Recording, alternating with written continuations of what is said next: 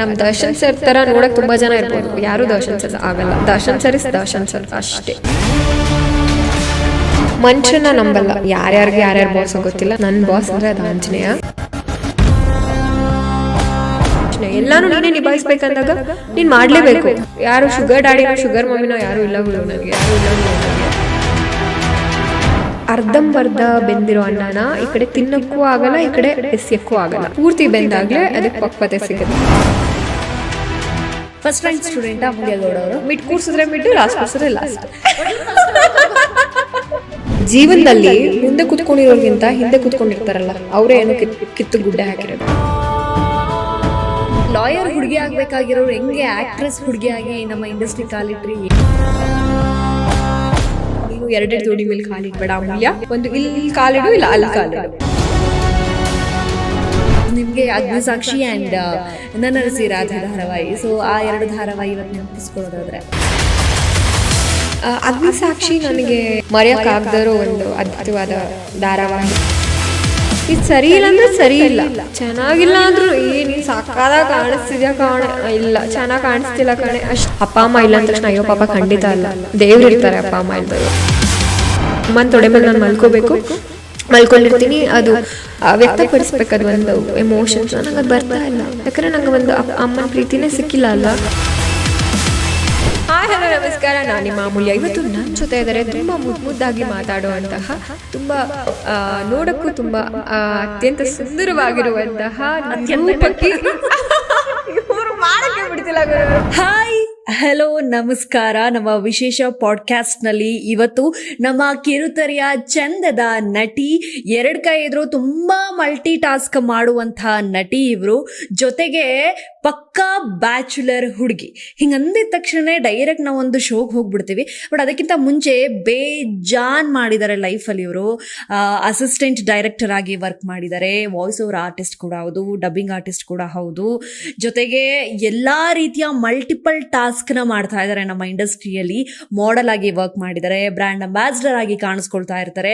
ಏನ್ ಮಾಡಿಲ್ಲ ಅಂತ ಕೇಳಬೇಕು. ಈಗ ನಮ್ಮ ಪಾಡ್ಕಾಸ್ಟ್ ಎಷ್ಟು ಉದ್ದ ಆಗುತ್ತೆ ಅಂತ ಯೋಚನೆ ಮಾಡ್ಬೇಕಾ ಅಂತ. ಬಿಕಾಸ್ ಈಗ ಒಬ್ರು ನಟಿನ ತಂದು ಕೂರಿಸಿದಾಗ ನಟಿಯರ ಬಗ್ಗೆ ಅಂದ್ರೆ ಅವರ ಕಲಾವಿದೆ ಜರ್ನಿ ಮಾತಾಡಿಸ್ತೀವಿ. ಇವರು ಎಲ್ಲದನ್ನು ಮಾಡಿದ್ದಾರೆ. ಸೊ ಎಲ್ಲಾದ್ರ ಬಗ್ಗೆ ಅದ್ಭುತವಾಗಿ ಮಾತನಾಡೋದಕ್ಕೆ ಇವತ್ತು ನಮ್ಮ ಪಾಡ್ಕಾಸ್ಟ್ ನಲ್ಲಿ ನಮ್ಮ ಜೊತೆ ಜಾಯಿನ್ ಆಗಿರೋದು ಇಸ್ ನನ್ ಅದರ್ ದ್ಯಾನ್ ಅಮೂಲ್ಯ ಗೌಡ. ಬ್ರೀಫ್ಲಿ ದೊಡ್ಡದಾಗಿ ಇಂಟ್ರೊಡಕ್ಷನ್ ಕೊಟ್ರಿ, ಅಷ್ಟು ಕೆಲಸ ಮಾಡಿದಿರಾ ರೈಟ್ ನೀವು? ಅದೇನು ಅಂತಾರಲ್ಲ ಎಲ್ಲಾ ಕಡೆನೂ ಕಾಲಿಡೋದು ಅಂತ, ಅದ್ ಮಾಡಿದೀನಿ ಅಂತ probably. Yes, first of all ಹೇಗಿದ್ದೀರಾ? Look beautiful. ಥ್ಯಾಂಕ್ ಯು ಕೂಡ. Thank you so much. So ಹೇಗಿದ್ದೀರಾ? ಫಸ್ಟ್ ಆಫ್ ಆಲ್ ಲೈಫಲ್ಲಿ ಏನ್ ನಡೀತಾ ಇದೆ ಜೀವನದಲ್ಲಿ? ನಾನು ಹೆಂಗ್ ಗೊತ್ತಾ, ದೇವ್ರು ಏನೇನು ಕೊಡ್ತಾರೋ ಅದನ್ನ ತಗೊಂಡು ಹೋಗ್ತಾ ಇರ್ತೀನಿ. ಸೊ ಬಿಂದಾಸ್, ಆರಾಮಾಗಿದ್ದೀರಾ? ಸೊ ಸದ್ಯಕ್ಕೆ ಇವಾಗ ಯಾವ ಜಾಗದಲ್ಲಿ ಕೆಲಸ ಮಾಡ್ತಿದ್ದೀರಾ ಅಂತ, ಯಾಕಂದ್ರೆ ತುಂಬಾ ಮಲ್ಟಿಪಲ್ ಟಾಸ್ಕ್ ಮಾಡೋದ್ರೆ ಎಲ್ಲಿ ಏನ್ ಕೆಲಸ ಮಾಡ್ತಿದ್ದೀರಾ ಅನ್ನೋದೊಂದು ಕ್ಲಾರಿಟಿ. ಅದೇ ನೀವು ಹೇಳ್ದಂಗೆ ನಾನು ಎಲ್ಲಾ ದೋಣಿಲೂ ನೀವು ಹೇಳ್ದಾಗೆ ಎಲ್ಲಾ ದೋಣಿ ಮೇಲೂ ಕಾಲಿಟ್ಬಿಟ್ಟಿದ್ದೀನಿ. ಈ ಕಡೆ ಡಬ್ಬಿಂಗ್ ಮಾಡ್ತಿರ್ತೇನೆ, ನಾನು ಕುಕ್ಕು FM ಡಬ್ಬಿಂಗ್ಸ್ ಮಾಡ್ತಿರ್ತೇನೆ ಹೀರೋಯಿನ್ ಕ್ಯಾರೆಕ್ಟರ್ಸ್ಗೆ. At the same time assistant ಆಗಿ ವರ್ಕ್ ಮಾಡ್ತಿದ್ದೀನಿ ಕೆಲವೊಂದು ಸೀರಿಯಲ್ ಪ್ರೊಮೋಸ್ಗೆ, ಕೆಲವೊಂದು ಚಾನೆಲ್ಸ್ಗೆ. ಆ್ಯಂಡ್ ಜೊತೆಗೆ ಮಾಡ್ಲಿಂಗ್, ಪ್ರಿಂಟೆಡ್ ಆಡ್ ಶೂಟ್ಸ್, ಅದು ಇದು ಒಣ್ಣಲ್ಲಿ ಯಾವಾಗ್ಲೂ ಬಿಸಿ ಇರ್ತೀನಿ. ಫ್ರೀ ಆಗಿ ಮನೇಲಿ ಕೂತ್ಕೊಳ್ಳೋದಂತೂ ಏನೂ ಇಲ್ಲ, ಸೀನೇ ಇಲ್ಲ ಅದು. ಎಸ್ ಹೌದು, ನಾವು ಅಮೂಲ್ಯ ಅವ್ರನ್ನ ಎಲ್ಲಾ ಕಡೆನೂ ನೋಡ್ತೀವಿ ಯೂಶುವಲಿ. ಸೊ ಅಮೂಲ್ಯ ಗೌಡ ಆಸ್ ನಟಿಯಾಗಿ ಗೊತ್ತಾಗ್ತಾ ಇದೆ, ಅಸಿಸ್ಟೆಂಟ್ ಡೈರೆಕ್ಟರ್ ಅಂತ ನಮಗೆ ಚೆನ್ನಾಗಿ ಗೊತ್ತಾಗ್ತಾ ಇದೆ. ಅಸಿಸ್ಟೆಂಟ್ ಡೈರೆಕ್ಟರ್ ಅನ್ನೋದು ನಮ್ಗೆ ಒಂದು ಶಾಕಿಂಗ್ ವಿಚಾರ. ಅಂದ್ರೆ ಅಮೂಲ್ಯ ಗೌಡ ಅವರು ಡೈರೆಕ್ಟಿಂಗ್ ಕೂಡ ಮಾಡ್ತಾರ ಅನ್ನೋದು, ಸೊ ಅದೊಂದು ತುಂಬಾ ಖುಷಿಯ ವಿಚಾರ. ಬಟ್ ಓಕೆ, ಈ ಅಮೂಲ್ಯ ಗೌಡ ಅವರ ಬಗ್ಗೆ ಮಾತಾಡೋದಕ್ಕಿಂತ ಮುಂಚೆ ಚೈಲ್ಡ್ಹುಡ್ ಅಮೂಲ್ಯ ಗೌಡ ಹೇಗಿದ್ರು, ಅವ್ರು ಎಲ್ಲಿ ಹುಟ್ಟಿದ್ದು, ಎಲ್ಲಿ ಬೆಳೆದಿದ್ದು, ಅದ್ರ ಬಗ್ಗೆ ಮಾತಾಡೋಣ. ನಿಮ್ಮ ಚೈಲ್ಡ್ಹುಡ್ ಈಗ ನೆನಪಿಸ್ಕೊಳ್ಳೋದಾದ್ರೆ ಹೇಗಿರುತ್ತೆ? ನನ್ನ ಚೈಲ್ಡ್ಹುಡ್ ಆಕ್ಚುಲಿ ಅದೇ, ನಾನು ಹುಟ್ಟಿದ್ದು ಬೆಳೆದಿದ್ದು ಓದಿದ್ದೆಲ್ಲ ಮೈಸೂರು. ಓಕೆ. ಅಜ್ಜಿ ಮನೆ ಮಂಡ್ಯ, ಮೈಸೂರು ಮಿಡ್ ಬರುತ್ತೆ. ಸೊ ಮಂಡ್ಯ ಅಂತಾನೆ ವಿ ಕ್ಯಾನ್ ಕನ್ಸಿಡರ್. ಬಟ್ ಬೆಳೆದಿದ್ದು ಓದಿದ್ದೆಲ್ಲ ಕಂಪ್ಲೀಟ್ ಮೈಸೂರು. ನಾನು ಮೈಸೂರು ಹುಡುಗಿ, ಅಪ್ಪಟ ಸಾಂಸ್ಕೃತಿಕ ನಗರಿಯ ಹುಡುಗಿ, ಮೈಸೂರು ಹುಡುಗಿ ಅಂತ ಹೇಳಕ್ಕೆ I will be the proudest ಅಂತ. ಪ್ರೌಡ್, ತುಂಬಾನೇ ನನಗೆ ಅಭಿಮಾನ ಇದೆ ನಾನು ಮೈಸೂರು ಹುಡುಗಿ ಅಂತ ಹೇಳ್ಕೊಳ್ಳೋದಕ್ಕೆ. ಅದೇ ಚೈಲ್ಡ್ಹುಡ್ ನಂದು ಹೆಂಗಿತ್ತಂದ್ರೆ ಸ್ವಲ್ಪ ಸಪ್ಪೆನೇ ಇತ್ತು. ಬಟ್ ಫುಲ್ಲು ವಾವ್ ತರ ಏನಲ್ಲ, ಯಾಕಂದ್ರೆ ಒಬ್ಳೆ ಮಕ್ಳಿದ್ದಾಗ ನಮ್ಗೆ ಜೊತೆಗೆ ಯಾರು ಇರಲ್ವಲ್ಲ, ನಾವು ಒಂಥರ ಸೋಬರ್ ಆಗಿರ್ತೀವಿ. ಹೌದು, ಸಿಬ್ಲಿಂಗ್ಸ್ ಇದ್ರೆ ಸ್ವಲ್ಪ ಅವ್ರಿಗೆ ಕಾಟ ಕೊಡ್ಕೊಂಡು ಜಗಳ ಎಲ್ಲ ಆಡ್ಕೊಂಡು ಏನೋ ಒಂದ್ ಮಜಾ ಮಾಡ್ಕೊಂಡು ಒಂದ್ ಮೆಮರೀಸ್ ಮಾಡ್ಕೊಂಡ್ಬಿಡ್ಬೋದಿತ್ತು. ಬಟ್ ಆದ್ರೂ ನಾನ್ ಮನೇಲಿ ಮಾತ್ರ ಸೋಬರ್ ಆಗಿರ್ತಿದ್ದೆ. ಬಟ್ ಸ್ಕೂಲ್ಗೆ ಅಂತ ಹೋದ್ರೆ ಕಾನ್ವೆಂಟ್ ಅಲ್ಲೆಲ್ಲ ಇದ್ದಾಗ ಫುಲ್ ತರ್ಲೆ. ಆಕ್ಚುಲಿ ನನ್ ಪಕ್ಕ ಒಂದ್ ಹುಡ್ಗ ಕುತ್ಕೋತಿದ್ದ, ಅವ್ನ್ ಪೆನ್ಸಿಲ್ ತಗೊಂಡ್ ಚುಚ್ಬಿಟ್ಟಿದ್ದೆ ನಾನು. ಯಾಕಂದ್ರೆ ನನ್ಗೆ ಅವಾಗ ಹುಡುಗರು ಕಂಡ್ರನೆ ಆಗ್ತಿರ್ಲಿಲ್ಲ, ಸ್ವಲ್ಪ ಆಗಲ್ಲ. ಎನಿಹೌ ತಗೊಂಡ್ ಚುಚ್ಬಿಟ್ಟಿದ್ದೆ ನಾನು ಪೆನ್ಸಿಲ್ ಅಲ್ಲಿ. ಅದೇ ಆತರ ಮನೆಯಲ್ಲಿ ಇದ್ರೆ ಫುಲ್ಲು ಸೈಲೆಂಟ್. ಯಾಕಂದ್ರೆ ನಮ್ಮಪ್ಪ ತುಂಬಾ ಒಂಥರ ತುಂಬಾ ಸ್ಟ್ರಿಕ್ಟ್, ಹೊಡಿತಿದ್ರು ಡ್ಯಾಡಿ ನಂಗೆ. ಒಬ್ಳೆ ಮಗಳು, ಅದು ಅಪ್ಪನ ಮುದ್ದಿನ ಪ್ರಿನ್ಸಸ್, ಡ್ಯಾಡ್ಸ್ ಪ್ರಿನ್ಸಸ್. ಆತರ ಎಲ್ಲ ಏನಿಲ್ಲ, ಇವಾಗ ಇರ್ಬೋದೇನೋ ಗೊತ್ತಿಲ್ಲ. ಬಟ್ ಅವಾಗೆಲ್ಲ ಆತರ ಇರ್ಲಿಲ್ಲ, ಫುಲ್ ಸ್ಟ್ರಿಕ್ಟ್ ಆಯ್ತಾ. ಮನೆಗೆ ಬಂದ್ರೆ ನಂಗೆ ಅಪ್ಪ ಇರ್ತಾರಲ್ಲ ಅಂತ ಭಯ ಆಗ್ತಿತ್ತು. ಬಟ್ ಸ್ಕೂಲ್ಗೆ ಹೋದ್ರೆ ಬಿಂದಾಸ್, ಸಖತ್ ಬಿಂದಾಸ್ ಆಗಿರ್ತಾ ಇದ್ದೆ, ಫುಲ್ ಚಿಲ್ಡ್ ಆಗಿರ್ತಿದ್ದೆ.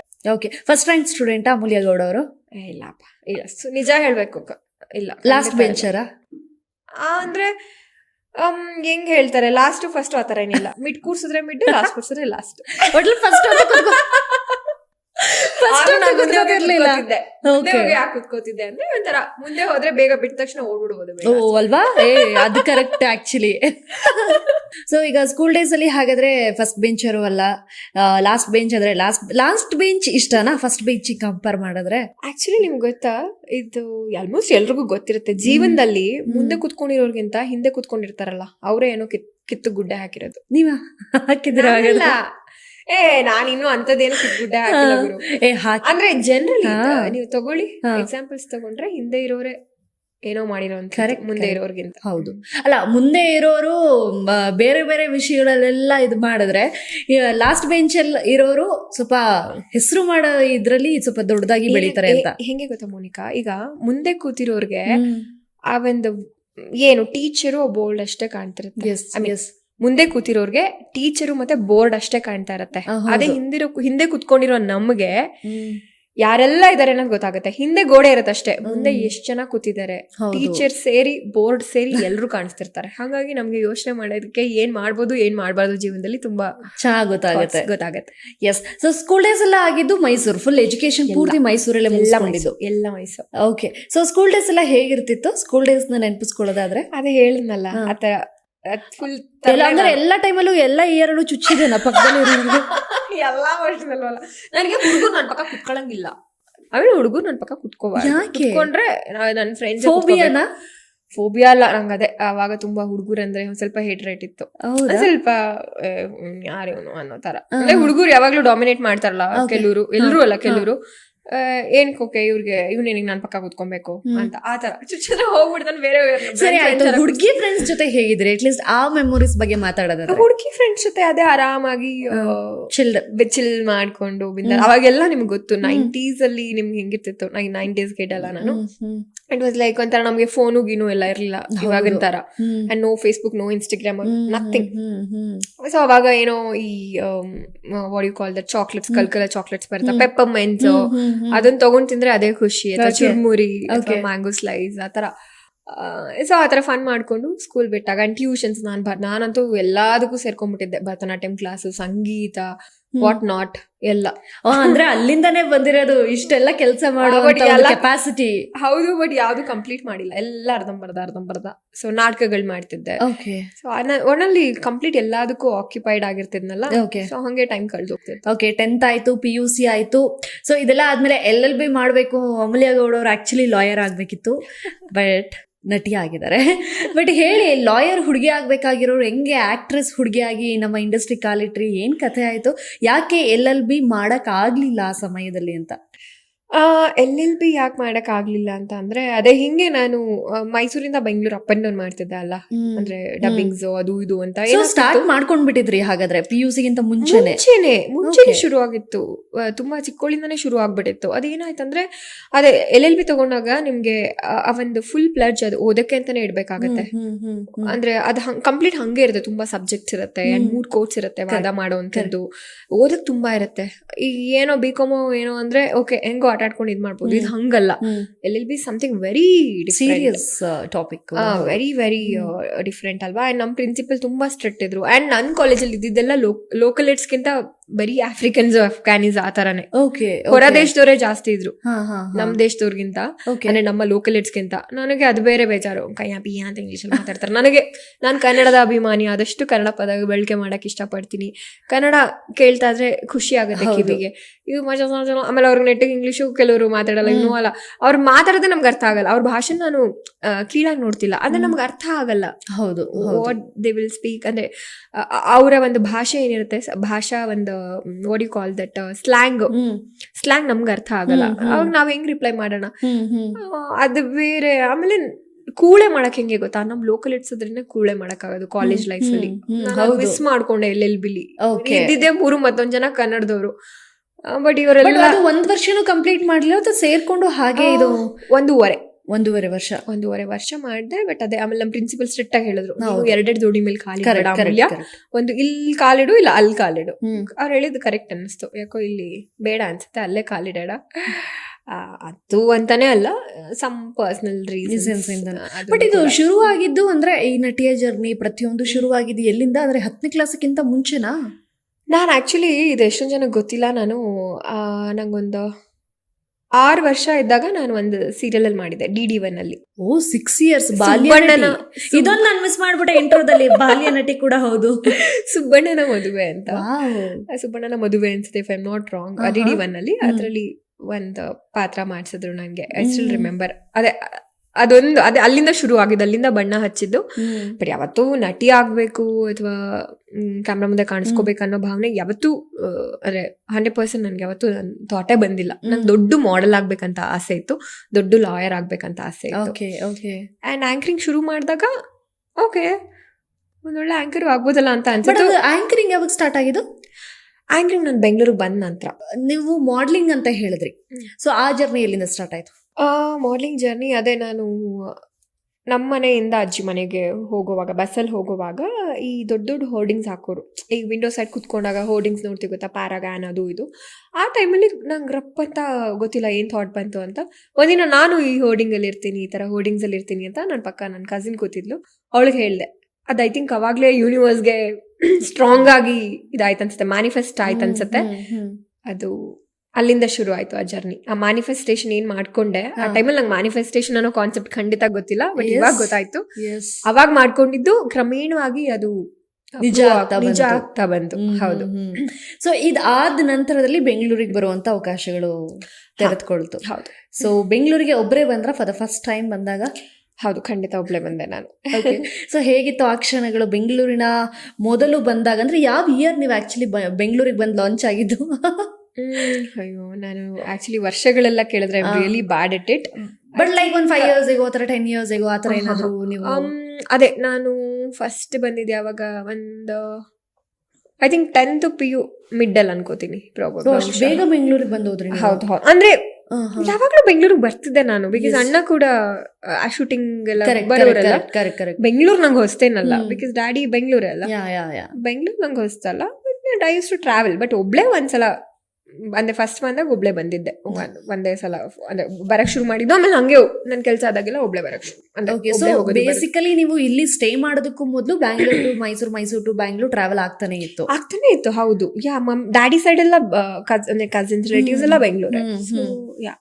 ಸೊ ಇದಾದ ನಂತರದಲ್ಲಿ ಮಾಡ್ಲಿಂಗ್ ಆಗ್ಬೇಕು ಅಂತ ಅನ್ಕೊಳ್ತೀರಾ? ಅದಕ್ಕೆ ನಿಮ್ಗೆ ಒಂದು ಐ ಥಿಂಕ್ ಏನಂತ ಹೇಳ್ತಾರೆ, ಅದನ್ನ ಬೇಸಿಕ್ ಹಾಕೊಟ್ಟಿದ್ದು ನಿಮ್ಗೆ ಆ ಹೋಲ್ಡಿಂಗ್ಸ್ ಅಲ್ಲಿ ನಾನು ಕಾಣಿಸ್ಕೋಬೇಕು ಅಂತ ಆಸೆ, ಅದೆಲ್ಲ ಕೂಡ ಅಲ್ಲಿಂದ ಶುರು ಆಗುತ್ತೆ.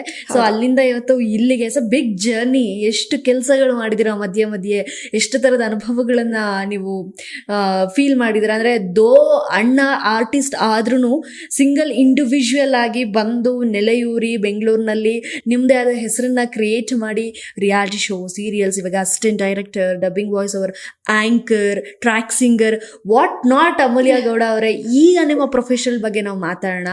ಸೊ ಹೇಳಿ, ಆಫ್ಟರ್ ದ ಮಾಡ್ಲಿಂಗ್ ಏನ್ ಮಾಡಿದ್ರಿ? ಎಲ್ಲಿ ಸ್ಟ್ರೈಕ್ ಆಯ್ತು? ಏನೇನು ಶುರು ಮಾಡಿದ್ರಿ ಅದೆಲ್ಲ ಆದ್ಮೇಲೆ? ಅದೇ ಮಾಡ್ಲಿಂಗ್ ಅನ್ನೋಂಥದ್ದು ನನ್ನ ಕಾಲೇಜ್ ಡೇಸ್ ಇಂದಾನೆ ಶುರು ಆಗೋಯ್ತು. ಅದೇ ಬಸ್ ವಿಂಡೋ ಸೀಟ್ ಇಂದ ಶುರು ಆಗಿದ್ದು ಆ ಒಂದು ಥಾಟು. ಅದೆಲ್ಲ ಕರ್ಕೊಂಡು ಹೋಯ್ತು ಅಂದ್ರೆ ಫುಲ್ ರ್ಯಾಂಪ್ ವಾಕ್ ಮಾಡೋ ರೇಂಜಿಗೆ ಕರ್ಕೊಂಡು ಹೋಯ್ತು.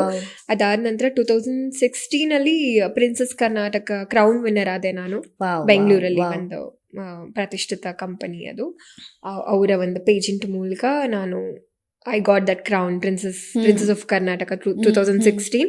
ಅದಾದ ನಂತರ ನನಗೆ ಐ ಕೀಪ್ ಆನ್ ಗೆಟಿಂಗ್ ಈ ಹೋರ್ಡಿಂಗ್ ಶೂಟ್ಸು ಮತ್ತೆ ಪ್ರಿಂಟೆಡ್ ಶೂಟ್ಸು ಕ್ಯಾಟ್ಲಾಗ್ ಶೂಟ್ಸ್ ಶುರು ಆಗ್ತಾ ಹೋಯ್ತು. ವಾವ್. ಸೊ ಈಗ ಸದ್ಯಕ್ಕೆ ಅದ್ರಲ್ಲೂ ಕೂಡ ಇದ್ದೀರಾ ಅಂತ ಅಲ್ಲ, ಅಂದ್ರೆ ಮಾಡ್ಲಿಂಗ್ ಇಸ್ ಮೇನ್ ನಿಮ್ಗೆ. ಎಲ್ಲದಕ್ಕಿಂತ ಹೆಚ್ಚಾಗಿ ಯುವರ್ ಮೋರ್ ಇಂಟು ಮಾಡ್ಲಿಂಗ್. ನಾನು ಕಾಣಿಸ್ಕೋಬೇಕು ದೊಡ್ಡ ದೊಡ್ಡ ಪೇಜಸ್ ಅಲ್ಲಿ, ದೊಡ್ಡ ಹೋಲ್ಡಿಂಗ್ಸ್ ನಲ್ಲಿ ಅನ್ನೋದು ಆಸೆ ಇವತ್ತಿಗೂ. ನಾವ್ ಇವತ್ತಿಗೂ ಅಷ್ಟೇ ಹಾಸನ್ ಬಸ್ ಸ್ಟಾಪ್ಸ್ ಆಗಿರ್ಬೋದು, ಸಕಲೇಶ್ಪುರ ಆ ಕಡೆ ಎಲ್ಲ ನಾವು ನೋಡಿದಾಗ ಅಮೂಲ್ಯ ಅವರಲ್ವಾ ಅಂದ್ರೆ ಹೆಸರು ಗೊತ್ತಿರೋರು ಓಕೆ, ಬಟ್ ಇವ್ರನ್ನೆಲ್ಲ ನೋಡಿದೀವಲ್ಲ ಅನ್ನೋ ತರದ್ ಕಂಡು ಹಿಡಿತೀವಿ ನಾವು. ಅಂದ್ರೆ ಎಷ್ಟು ದೊಡ್ಡದಾಗಿ ಆ ಫೋಟೋನ ನಾವು ಇಷ್ಟು ಜನ ನೋಡ್ತಿರ್ತಾರೆ ಅಲ್ಲ ಅದನ್ನ ಡೈಲಿ. ಸೊ ಆ ಆಸೆ ನಿಮ್ನ ಇವತ್ತು ಏನೇನೋ ಕೆಲಸಗಳನ್ನ ಮಾಡ್ತಾ ಇದಲ್ಲ. ನಿಜ ಅದ್ ನಿಜ. ಐ ಸ್ಟಿಲ್ ರಿಮೆಂಬರ್ ಇದು ಹೇಳಕ್ ಇಷ್ಟಪಡ್ತೀನಿ. ನಾನು ಏನಾಯ್ತು, ಹಾಸನಲ್ಲಿ ನನ್ನ ಫ್ರೆಂಡ್ ಇದ್ದಾಳೆ ಪ್ರಿಯಾ ಅಂತ. ಅವಳು ನೀನು ಹೋರ್ಡಿಂಗ್ ಇದೆ ಹಾಸನಲ್ಲಿ, ಬಾ ಒಂದು ವ್ಲಾಗ್ ಮಾಡೋಣ ಅಥವಾ ಸುಮ್ಮನೆ ಒಂದು ವಿಡಿಯೋ ಮಾಡೋಣ ರೀಲ್ಗೆ ಅಂತ ಕರ್ಕೊಂಡು ಹೋದ್ಲು. ನನಗೆ ಆಕ್ಚುಲಿ ಪಬ್ಲಿಕಲ್ಲಿ ಸ್ವಲ್ಪ ಮುಜುಗರ ಆಗತ್ತೆ, ಪಾಪ ಅವ್ರಿಗೆ ಯಾಕೆ ತೊಂದರೆ ಕೊಡೋಣ ಅನ್ನೋ ಒಂದು ಮನೋಭಾವನೆ ಅಷ್ಟೇ. ಅವಳು ಬಿಡ್ದಿರೋ ಫೋರ್ಸ್ ಮಾಡಿ ಕರ್ಕೊಂಡು ಹೋದ್ಲು. ಆಯ್ತಾ, ನಾನು ಯೂಶಲಿ ಎಲ್ಲಾ ಕಡೆನೂ ಮಾಸ್ಕ್ ಹಾಕೋಬೇಕು ಅನ್ನೋದೇನಿಲ್ಲ ನನಗೆ. ನಾನು ಸಾದಾ ಸೀದಾ ಹುಡುಗಿ. ಓಕೆ, ಕಂಡಿಡಿದ್ರೆ ಪಾಪ ಏನೋ ಒಂದು ಫೋಟೋ ಕೇಳ್ತಾರೆ, ಖುಷಿ ಅಲ್ವಾ, ನಾವು ಅದಕ್ಕೆ ಕೆಲಸ ಕೂಡ ಮಾಡೋದು ಅಲ್ವಾ. ಸೊ ಕಂಡಿಡಿದ್ರೆ ನಾವು ಖುಷಿ ಪಡ್ಬೇಕಲ್ವಾ, ಅದಕ್ಕೆ ಯಾಕೆ ನಾವು ಮಾಸ್ಕ್ ಎಲ್ಲ ಹಾಕೊಂಡು ಸಪ್ರೇಟ್ ಬಿಲ್ಡಪ್ ಬೇಡ ಅಂತ ಅನಿಸ್ತು. ಸೊ ನಾನು ಹಂಗೆ ನಾರ್ಮಲ್ ಆಗೇ ಹೋದೆ. ಇವನ್ ಮಾಸ್ಕ್ ಕೂಡ ಇತ್ತು, ಜನರಲ್ ಆಗಿ ನಾನು ಮಾಸ್ಕ್ ಕ್ಯಾರಿ ಮಾಡ್ತೀನಿ, ಯಾಕಂದ್ರೆ ಡಸ್ಟು ಅದು ಇದು ಅನ್ನೋ ಕಾರಣಕ್ಕಷ್ಟೇ. ಸೊ ಹೋಗಿದಾಗ ಏನಾಯ್ತು, ಅಲ್ಲಿ ಒಂದು ಅಜ್ಜಿ ಟೀ ಅಂಗಡಿ ಕರೆಕ್ಟಾಗಿ ಹೋರ್ಡಿಂಗ್ ಎದುರುಗಡೆನೆ ಇರೋದು. ನಾನು ನೋಡು ನಿಂತ್ಕೊಂಡು ಮಾತಾಡ್ತಾ ಇದ್ದೆ ಪಿಸು ಅಂತ. ಅಜ್ಜಿ ನಾನು ಏನು ನೋಡ್ತಿದ್ದಾರೆ, ನಾನು ಹಂಗೆ ತಿರುಗ್ದೆ, ಹಿಂಗಂದೆ ಏನಜ್ಜಿ ಅಂತ. ಅಲ್ಲಿರೋದು ನೀನೇನವ ಅಂತ ಕೇಳೋದು, ನೀನೇನದು. ಆಮೇಲೆ ಅವಳು ನನ್ನ ಫ್ರೆಂಡ್, ನನಗಿಂತ ಜಾಸ್ತಿ ಅವಳೇ ಮಾತಾಡ್ತಾಳೆ. ಅವಳು ಅವಳೆ ಏನು ಎಷ್ಟು ಲಕ್ಷಣವಾಗಿದ್ಯಾ ನೀನು, ನಾನು ಅದನ್ನ ದಿನಾ ನೋಡ್ತಿರ್ತೀನಿ, ಯಾರಿದು ಹುಡುಗಿ, ಅವ್ರೇನಾದ್ರು ಗೊತ್ತಾ, ನನ್ನ ಮಗಂಗೆ ಒಂದು ಹುಡುಗಿ ತನ್ಕೋಬೇಕಂದ್ರೆ ಇಷ್ಟು ಲಕ್ಷಣವಾಗಿರೋ ಹುಡುಗಿನ ತನ್ಕೋಬೇಕು ಅನ್ನೋ ತರ ಅವ್ರು ಎಕ್ಸ್ಪ್ಲೈನ್ ಮಾಡಕ್ ಶುರು ಮಾಡಿದ್ರು. ಅಂದ್ರೆ ಆ ಹೋರ್ಡಿಂಗ್ ನೋಡೋವಾಗ ನನ್ನ ಹತ್ರ ಅನ್ಕೋತಾ ಇದ್ದೆ, ನೀನೇ ಇಲ್ಲಿದ್ಯಾ, ಖುಷಿ ಆಯ್ತು ನಿನ್ನ ನೋಡಿ, ಬಾ ಟೀ ಕುಡಿ ಅಂದ್ರು. ಇಲ್ಲ ಟೀ ಎಲ್ಲ ಏನು ಬೇಡ ಅಂತಂದ್ರೆ. ಅದೇ ಇದೊಂಥರ ಎಕ್ಸ್ಪೀರಿಯನ್ಸ್. ಆಮೇಲೆ ಯಾರೋ ಹಂಗೆ ಅಲ್ಲಿ ಅವ್ರು ಶುರು ಮಾಡದ್ಮೇಲೆ ಎಲ್ಲಾ ರೆಕಗ್ನೈಸ್ ಮಾಡಕ್ ಶುರು ಮಾಡಿದ್ರು. ಅವಾಗ ತಾನ ನನ್ನ ಹೆಸರಾದೇನೋ ಮಾಡಿದ್ದೆ. ಬಟ್ ಇವತ್ತಿಗೂ ನಿಮ್ ಹೋಲ್ಡಿಂಗ್ಸ್ ನಾವು ನೋಡ್ತಾ ಇರ್ತೀವಿ ಅಲ್ಲಿ ಇಲ್ಲಿ ಎಲ್ಲಾ ಕಡೆ. ಎಷ್ಟು ಖುಷಿ ಆಗುತ್ತೆ ಅಂದ್ರೆ ಸಂಭವ ನಿಮಗೆ ಗೊತ್ತಿರೋರೆಲ್ಲ ನಿಮ್ಗೆ ಆ ಫೋಟೋಸ್ ನ ಕಳ್ಸೋದಾಗಿರ್ಬೋದು ಅಥವಾ ಸ್ಟೋರಿನಲ್ಲಿ ಟ್ಯಾಗ್ ಮಾಡೋದಾಗಿರ್ಬೋದು, ನೋಡಿ ನೀವು ಇಲ್ಲಿದ್ದೀರಾ, ಈ ಒಂದು ಹೋಲ್ಡಿಂಗ್ಸ್ ನಲ್ಲಿ ಇದ್ದೀರಾ ಅಂತ. ನಿಮ್ಮ ಆಸೆ ಕೂಡ ಅದೇ ಆಗಿತ್ತಲ್ಲ, ನಾನು ದೊಡ್ಡದಾಗ ಒಂದು ಪೇಜ್ ಕಾಣಿಸ್ಕೋಬೇಕು ಅಂತ. ಬಟ್ ಆ ತರ ರೆಸ್ಪಾನ್ಸ್ ಸಿಗುವಾಗ ಇವತ್ತಿನವರೆಗೂ, ಯಾವತ್ತೋ ನಾವು ಮಾಡಿರ್ತೀವಿ ಕೆಲಸ, ಬಟ್ ಇವತ್ತಿನವರೆಗೂ ಅದನ್ನ ನೋಡಿ ಹೇಳ್ದಾಗ ಎಷ್ಟು ಖುಷಿ ಆಗುತ್ತೆ. ಇಲ್ಲ, ತುಂಬಾ ಖುಷಿ ಆಗುತ್ತೆ. ಆಕ್ಚುಲಿ ನನ್ನ ಫಸ್ಟ್ ಹೋರ್ಡಿಂಗ್ ಬಂದಿದ್ದು 2019 ಒಂದು ಪ್ರತಿಷ್ಠಿತ ಕ್ಲಾತಿಂಗ್ ಬ್ರ್ಯಾಂಡ್ಗೆ. ಅದು ಮೈಸೂರು ಬ್ಯಾಂಗ್ಳೂರ್ ರೋಡಲ್ಲಿ ಬಂದಿತ್ತು. ತುಂಬಾ ಖುಷಿ ಆಯ್ತು ನನಗೆ. ಲಿಟ್ರಲಿ ಅದೇ ಬಟ್ಟೆ ಹಾಕೊಂಡು ಅಲ್ಲೇ ಹೋಗಿ ಒಂದು ವಿಡಿಯೋ ಮಾಡ್ತೀನಿ. ಸ್ಟಿಲ್ ನನ್ನ ಇನ್ಸ್ಟಾಗ್ರಾಮ್ ರೀಲ್ ಅಲ್ಲಿ ಇದೆ. ಅದು ಅಲ್ಲಿಂದ ಶುರು ಆಗಿದ್ದು. ಬಟ್ ಥ್ಯಾಂಕ್ಫುಲಿ ನಮ್ಮ ಆಂಜನೇಯ ಅಲ್ಲಿಗೆ ಕೊನೆಗೊಳಿಸ್ಲಿಲ್ಲ ಅದನ್ನ. ಒಂದು ಹೋರ್ಡಿಂಗ್ ಇಂದ ಅದನ್ನ ಈಗ 106 ಆಗಿದೆ. ಐ ಹೋಪ್ 1000 ಆಗೋ ತರ ಆಗ್ಲಿ. ವಿ ಟು ಹೋಪ್ ಸೊ ಆಗ್ಲಿ. ಹೆಚ್ಚಿನ ಅವಕಾಶಗಳಿಗೋಸ್ಕರನೇ ನಮ್ಮಂತ ಆರ್ಟಿಸ್ಟ್ಗಳಾಗಿರ್ಬೋದು, ನಿಮ್ಮಂತ ಎಲ್ಲರೂ ಕೂಡ ಕಾಯ್ದು ಅದೇ ಒಂದು ಕಾರಣಕ್ಕೆ. ಸೊ ಇದಾದ ನಂತರದಲ್ಲಿ ನಿಮ್ಗೆ ನಟಿಯಾಗುವಂತ ಅವಕಾಶಗಳು ಸಿಗುತ್ತೆ. ಅಂದ್ರೆ ಅವಕಾಶಗಳು ಓಪನ್ ಆಗ್ತಾ ಹೋಗ್ತವೆ ಲೈಫಲ್ಲಿ. ಅಂದ್ರೆ ನಿಮ್ಮ ಹೋಲ್ಡಿಂಗ್ಸ್ ಆಯ್ತು, ಮಾಡ್ಲಿಂಗ್ ಡೇಸ್ ಆಯ್ತು, ನಂತರದಲ್ಲಿ ನಟಿ. ಸೊ ನಟಿ ಆಗ್ಬೇಕು ಅಂತ ಅನ್ಕೊಳ್ದೆ ಇರುವಾಗ ಅವಕಾಶಗಳು ಬರುತ್ತೆ. ಯಾಕಂದ್ರೆ ನಿಮ್ದು ಪೂರ್ತಿ ಇದ್ದಿದ್ದೇ ಮಾಡ್ಲಿಂಗ್ ಮಾಡಬೇಕು, ಹೋಲ್ಡಿಂಗ್ಸ್ ಅಲ್ಲಿ ಕಾಣಿಸ್ಕೋಬೇಕು, ಒಳ್ಳೊಳ್ಳೆ ಪೇಜಲ್ಲಿ ನಾನು ವರ್ಕ್ ಮಾಡಬೇಕು, ಒಂದು ಪೇಜೆಂಟ್ ಆಗಿ ನೀಟಾಗಿ ಕಾಣಿಸ್ಕೋಬೇಕು, ರ್ಯಾಂಪ್ ಮಾಡಬೇಕು, ಹಂಗೆ ಹಿಂಗೆ ಈ ತರದ ಆಸೆ ಇರುವಾಗ ಸಡನ್ ಆಗಿ ಒಂದಿನ ಸ್ಟ್ರೈಕ್ ಔಟ್ ಆಗಿ like you will get the opportunity to act in serials. So ನಟಿಸೋದಕ್ಕೆ ಅವಕಾಶಗಳು ಸಿಗ್ತಾ ಹೋಗುತ್ತೆ. ಸೊ ನಟಿ ಆಗ್ಬೇಕು ಅಂತ ಅನ್ಕೊಳ್ದೆ ಇರುವಾಗ ಅವಕಾಶಗಳು ಬಂದಾಗ ಆ ಮೂಮೆಂಟ್ ಡಿಡ್ ಯು ಕನ್ಫ್ಯೂಸ್ಡ್? ಆ ಮೂಮೆಂಟ್ ನಿಮ್ಗೆ ಕನ್ಫ್ಯೂಸ್ಡ್ ಮಾಡಿಸ್ತಾ ಹೇಗೆ? ಖಂಡಿತ ಆಯ್ತು. ಯಾಕಾಯ್ತಂದ್ರೆ ಅದೇ ನನ್ನ ಒಂದು ಏನು ಕಪ್ ಆಫ್ ಟೀ ಅನ್ನೋದೇನಿರ್ಲಿಲ್ಲ ನನ್ನ ತಲೆಯಲ್ಲ.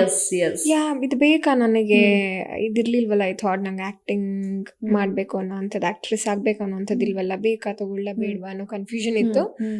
ಬಟ್ ಓಕೆ ನೋಡೋಣ, ಓಕೆ ಅಷ್ಟು ಕೇಳ್ತಿದ್ದಾರೆ, ಓಕೆ ಒಂದು ಎಕ್ಸ್ಪೆರಿಮೆಂಟ್ ಅಂತ ಚೂಸ್ ಮಾಡಿದ್ದು ಅಷ್ಟೇ. ನಾನು ಸೆಲೆಕ್ಟ್ ಆಗ್ತೀನಿ ಅನ್ನೋ ಐಡಿಯಾನೂ ಇರ್ಲಿಲ್ಲ. ಸುಮ್ನೆ ಹೋದೆ ರ್ಯಾಂಡಮ್ ಆಗಿ. ಆಮೇಲೆ ನಾಟಕಗಳೆಲ್ಲ ಮಾಡ್ತಿದ್ನಲ್ಲ, ನನಗೇನು ನಟನೇನದು ಹೊಸದೇನಲ್ಲ. ನಾಟಕಗಳು ಮಾಡೋದ್ರಿಂದ ನಿಮ್ಗೆ ಏನ್ ಕೊಟ್ಟು ಕ್ಯಾಮ್ರಾ ಮುಂದೆ ಬಂದಾಗ ಏನ್ ಭಯ ಅನ್ನೋಂಥದ್ದೇನಾಗಲ್ಲ. ಮಾಡಿದೆ, ಬಟ್ ಸೆಲೆಕ್ಟ್ ಆಗ್ತೀನಿ ಅಂತ ಗೊತ್ತಿರ್ಲಿಲ್ಲ ಅಷ್ಟೇ. ಅಚಾನಕ್ ದೇವರ ಇಚ್ಛೆ ಅನ್ಸುತ್ತೆ. ಸೊ ಅಲ್ಲಿ ಸ್ಟಾರ್ಟ್ ಮಾಡಿದ್ದು ಅಮೂಲ್ಯ ಗೌಡ ಅವರು ಮಲ್ಟಿಪಲ್ ಟಾಸ್ಕ್ ನ ಶುರು ಮಾಡ್ಕೊಂಡಿದ್ದು ಆ ಮೂಮೆಂಟ್ ಇದ್ರಲ್ಲಿ. ಸೊ ಈ ಕಡೆ ಮಾಡ್ಲಿಂಗ್, ಹೋಲ್ಡಿಂಗ್ಸ್, ಬ್ರ್ಯಾಂಡ್ ಅಂಬಾಸಿಡರ್ ಆಗಿ ವರ್ಕ್ ಮಾಡ್ತಾ ಇದ್ರಿ, ಬ್ಯುಸಿ ಆಗಿದ್ರಿ. ಅಟ್ ದ ಸೇಮ್ ಟೈಮ್ ಇಲ್ಲಿ ನಟಿ ಆಗೋದಕ್ಕೆ ಶುರು ಮಾಡಿದ್ರಿ. ಅಗ್ನಿಸಾಕ್ಷಿ, ನನ್ನರಸಿ ರಾಧೆ 2 ಧಾರಾವಾಹಿಲು ಒಳ್ಳೆ ಫೇಮ್ ಸಿಗುತ್ತೆ. ಸೊ ಐ ಥಿಂಕ್ ಅಲ್ಲಿಂದ ಒಂದು ಕಂಪ್ಲೀಟ್ ಜರ್ನಿ ಸ್ಟಾರ್ಟ್ ಆಗುತ್ತೆ ನಿಮಗೆ. ಸೊ ಆ ಒಂದು 2 ಧಾರಾವಾಹಿ ನಿಮ್ಗೆ ಏನ್ ಕೊಡ್ತು ನಿಮ್ಮ ಲೈಫಲ್ಲಿ? ಒಂದು ಟರ್ನಿಂಗ್ ಪಾಯಿಂಟ್ ಅಥವಾ ಒಂದು ಕ್ರಾಸ್ ಕೊಡ್ತಾ ಒಂದು ಹಿಂಗೇ ಇದ್ದಿದ್ದ ದಾರಿನಲ್ಲಿ? ನನಗೆ ಆಕ್ಚುಲಿ ನಾನು ಒಂದು ಸೀರಿಯಲ್ ಮಾಡಿದ್ದೆ ಹೀರೋಯಿನ್ ಆಗಿ, ಸೆಕೆಂಡ್ ಹೀರೋಯಿನ್ ಆಗಿ, ಅಪರಂಜಿ ಅಂತ, ಕಲರ್ಸ್ ಸೂಪರ್ ಅಲ್ಲಿ.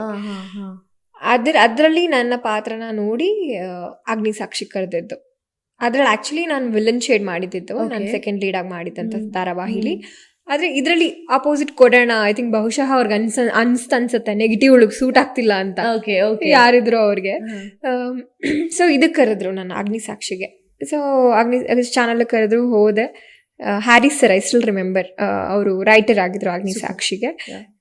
ಓಕೆ ಅದೇ ವನಿತಾ ವಾಸು ಅವ್ರ ಮಗಳ ಪಾತ್ರ. ನಿಮ್ಗೆ ಗೊತ್ತು, ಘಟಾನುಘಟಿಗಳಿದ್ರು ಕಲಾವಿದ್ರು ಅಗ್ನಿಸಾಕ್ಷಿಲಿ. ಮುಖ್ಯಮಂತ್ರಿ ಚಂದ್ರು ಇರ್ಬೋದು, ವನಿತಾ ವಾಸು, ಈಗ ವೈಷ್ಣವಿ, ಸುಕೃತ, ರಾಜೇಶ್, ಅಪ್ಪ ಹೆಸರುಗಳು ಹೇಳ್ತಾ ಹೋದ್ರೆ ತುಂಬಾನೇ ಇನ್ನೂ ಮುಗಿಯೋದೇ ಇಲ್ಲ. ಸಿತಾರಾ ಅವರು. ನನಗೆ ತುಂಬಾ ಖುಷಿಯಾಗಿದ್ದು ವನಿತಾ ವಾಸು ಅವ್ರ ಸಿನಿಮಾಗಳೆಲ್ಲ ನೋಡ್ಕೊಂಡೇ ಅಲ್ವಾ ನಾವೆಲ್ಲ ಬೆಳೆದಿದ್ದು. ಎಂತ ಒಳ್ಳೊಳ್ಳೆ ಸಿನಿಮಾಗಳು ಮಾಡಿದಾರೆ ಅವರು. ಅವರ ಮಗಳ ಪಾತ್ರ ಸಿಕ್ಕಿದ್ದು. ಬಟ್ ಇನಿಷಿಯಲಿ ಭಯ ಆಗ್ತಿತ್ತು ನನಗೆ ಅವರೊಟ್ಟಿಗೆ. ನಂದು ಅವ್ರದ್ದು ಸಪ್ರೇಟ್ ಸೀನ್ಸ್ ಬಂದಾಗ ಅಪ್ಪ ಇವರು ದೊಡ್ಡ ಆರ್ಟಿಸ್ಟ್, ಇವ್ರ ಮುಂದೆ ನಾನು ಸೈಕಲ್ ಹೊಡಿಯಂಗಿಲ್ಲ ನಾನು ಕೇಳ್ಕೊತಿದ್ದೆ. ಲಿಟ್ರಲಿ, ಆಂಜನೇಯ ದಯವಿಟ್ಟು ಸೈಕಲ್ ಹೊಡಿದವ್ರಾಗ ನೋಡ್ಕೊಳಪ್ಪ ಅಂತ. ನನಗೆ ಏನ್ ಗೊತ್ತಾ, ನನ್ಗೆ ಶುರು ಆಗೋವರೆಗೂ ಒಂಥರ, ಅಂದ್ರೆ ಸ್ಟಾರ್ಟಿಂಗ್ ಟ್ರಬಲ್ದಲ್ಲಿ ಚಿಕ್ಕದಾಗಿ ಶುರು ಆದ್ಮೇಲೆ ಮಾಡ್ಕೊಂಡು ಹೋಗ್ಬಿಡ್ತೀನಿ. ಆಮೇಲೆ ಹೊಸಬ್ರು ಅಂತ ಆದಾಗ ಫಸ್ಟ್ ಟೈಮ್ ಅವರೊಟ್ಟಿಗೆ ನಾನು ಮಾಡ್ತಿರೋದಲ್ಲ, ಫಸ್ಟ್ ಸೀನ್ ಅದು ಆಕ್ಚುಲಿ ಹೆಂಗಿದೆ ಅಂದ್ರೆ ಅಮ್ಮಂಗ್ ಬಯೋ ತರದ್ದು ಪಾತ್ರ ಅಂದ್ರೆ ಅದ್ರಲ್ಲಿ. ಯಾಕಂದ್ರೆ ಅಮ್ಮ ಸ್ವಲ್ಪ ವಿಲಿನಿಶ್ ತರ ಇರ್ತಾರೆ, ಮಗಳು ತುಂಬಾ ಸಾಫ್ಟು, ನಾನ್ ಫುಲ್ ವೈಷ್ಣವಿಗೆ ಸಪೋರ್ಟ್ ಸನ್ನಿಧಿ ಕ್ಯಾರೆಕ್ಟರ್ ಸಪೋರ್ಟ್ ಮಾಡ್ತಿರ್ತೀನಿ, ಆ ತರ ಇರುತ್ತೆ. ಹಾಗಾಗಿ ಅಮ್ಮಂಗ್ ಬಯೋದು ಆ ತರ ಏನೋ ಇರುತ್ತೆ. ಅದು ಹೀಗಪ್ಪ ಹೆಂಗ್ ಬಯೋದು ಇವ್ರಿಗೆ ಅಂತ ನಾನು. ಪಾಪ ಅದ್ರವ್ರು ಎಷ್ಟು ಕೈಂಡ್ ಅಂದ್ರೆ ತುಂಬಾ ಸಾಥ್ ಕೊಟ್ರು, ಹೇಳ್ಕೊಟ್ರು, ಮಾಡಮೂಲ್ಯ ಆರಾಮಾಗಿ ಹೇಳು, ನೀನ್ ಮಾಡು ಅಂತ. ಲಿಟ್ರಲಿ ಹೋಗ್ತಾ ಒಂದ್ಸಲ ಮನೆಗೆ ಹೋಗೋವಾಗ ಒಂದೇ ಕ್ಯಾಬಲ್ಲಿ ಹೋದ್ವಿ. ಅವಾಗ ಶಂಕರ್ ನಾಗ್ ಸರ್ ಬಗ್ಗೆ ಎಲ್ಲ ಅವ್ರು ಹೇಳ್ತಾ ಇದ್ರು. ಅವ್ರ ಒಟ್ಟಿಗೆ ಅಂದ್ರೆ ಅವ್ರ ಡೈರೆಕ್ಷನ್ ಅಲ್ಲಿ ಮಾಡಿದ್ದಾರೆ, ಅಂಡ್ ಆಕ್ಟಿಂಗ್ ಕೂಡ ಮಾಡಿದಾರಲ್ಲ ಶಂಕರ್ ನಾಗ್ ಸರ್ ಒಟ್ಟಿಗೆ. ಆ ಎಕ್ಸ್ಪೀರಿಯನ್ಸ್ ಎಲ್ಲ ಹೇಳ್ತಾ ಹೋದ್ರು. ಅವಾಗ ಒಂದು ಕಂಫರ್ಟ್ ಝೋನ್ ನಂಗೆ ಫೀಲ್ ಆಯ್ತು ವನಿತಾ ಅಮ್ಮ ಒಟ್ಟಿಗೆ. ಚೆನ್ನಾಗಿತ್ತು. ಓವರ್ ಆಲ್ ನಾವ್ ಹೆಂಗಿರ್ತಿದ್ವಿ ಗೊತ್ತಾ, ಒಂದು ಫ್ಯಾಮಿಲಿ ತರ ಇರ್ತಿದ್ವಿ. ಅಂದ್ರೆ ಫುಲ್ ಎಲ್ಲಾರು ಅಷ್ಟು ಜನ ಆರ್ಟಿಸ್ಟ್ ಅಲ್ವಾ, ಪ್ರತಿಯೊಬ್ರು ಇರೋರು. ಇಂಥವ್ರು ಮಿಸ್ ಒಂದು ಸೀನಲ್ಲಿ ಅಂತ ಇಲ್ಲ, ಪ್ರತಿಯೊಬ್ರು ಇರೋರು. ಹೆಂಗಿರ್ತಿತ್ತು ಅಂದ್ರೆ ಎಲ್ರದೂ ಕ್ಲೋಸ್ಅಪ್ ತಗೊಳ್ಳೋ ಅಷ್ಟಕ್ಕೆ ರಾತ್ರಿನೇ ಆಗೋಗ್ತಿತ್ತು. ಆ ತರ ಅಷ್ಟು ಜನ ಇರ್ತಿದ್ವಿ ನಾವು, ಪ್ರತಿಯೊಬ್ರು ಕ್ಲೋಸ್ಅಪ್ ತಗೋಬೇಕಲ್ಲ. ಇಟ್ ವಾಸ್ ರಿಯಲಿ ನನ್ನ ಕೆರಿಯರ್ ಅಲ್ಲಿ ಅಗ್ನಿಸಾಕ್ಷಿ ಒಂಥರ ಕೇಕ್ ಮೇಲೆ ಚೆರಿ ಇಟ್ಟಂಗೆ. ವಾವ್. ಸೊ ನಂತರದಲ್ಲಿ ನನ್ನರಸಿ ರಾಧೆ, ಐ ಥಿಂಕ್ ಅಲ್ಲಿ ಅಮೂಲ್ಯ ಗೌಡ ಟಾಪ್ ನಾಚ್ ಪರ್ಫಾರ್ಮೆನ್ಸ್ ಅಂತ ಹೇಳ್ಬೋದು. ಒಂದೊಳ್ಳೆ ಫೇಮ್ ಅಂದ್ರೆ ನನ್ನರಸಿ ರಾಧೆನಲ್ಲಿ ಮಾಡಿದೀರಾ ಅಂತ ಈಗ್ಲೂ ಕೇಳ್ತಾರೆ ಅಂತ ಅನ್ಸುತ್ತೆ ನಿಮ್ಗೆ. ಅಂದ್ರೆ ಆ ಕ್ಯಾರೆಕ್ಟರ್ ಅಷ್ಟು ರಿಜಿಸ್ಟರ್ ಆಗೋಯ್ತು ತಲೆನಲ್ಲಿ. ಸೊ ಅದ್ರ ಬಗ್ಗೆ ಹೇಳೋದಾದ್ರೆ ಅಶ್ವಿನಿ, ಈಗ್ಲೂ ಅಷ್ಟೇ ನಾನು ಅಶ್ವಿನಿ ಅಂತಾನೆ ಕರೀತಾರೆ. ಎಲ್ಲ ಹೋದ್ರು, ನೀವು ಅಶ್ವಿನಿ ಕ್ಯಾರೆಕ್ಟರ್ ಮಾಡಿದ್ರಿ ಅಲ್ಲ ಅಂತಾರೆ ಕೆಲವ್ರು. ಕೆಲವ್ರು ಅಗಸ್ಯ ತಂಗಿ ಅಲ್ವಾ ಅಂತಾರೆ, ಕೆಲವರು ಇಂಚರ ನಾದ್ನಿ ಅಲ್ವಾ ಅಂತಾರೆ. ಅವರವರ ಅಭಿಪ್ರಾಯಕ್ಕೆ ತಕ್ಕಂಗೆ ಹೇಳ್ತಾರೆ. ಬಟ್ ಅಶ್ವಿನಿ ಅನ್ನೋ ಹೆಸರು ತುಂಬಾ ಕೇಳ್ಪಟ್ಟೆ ನಾನು.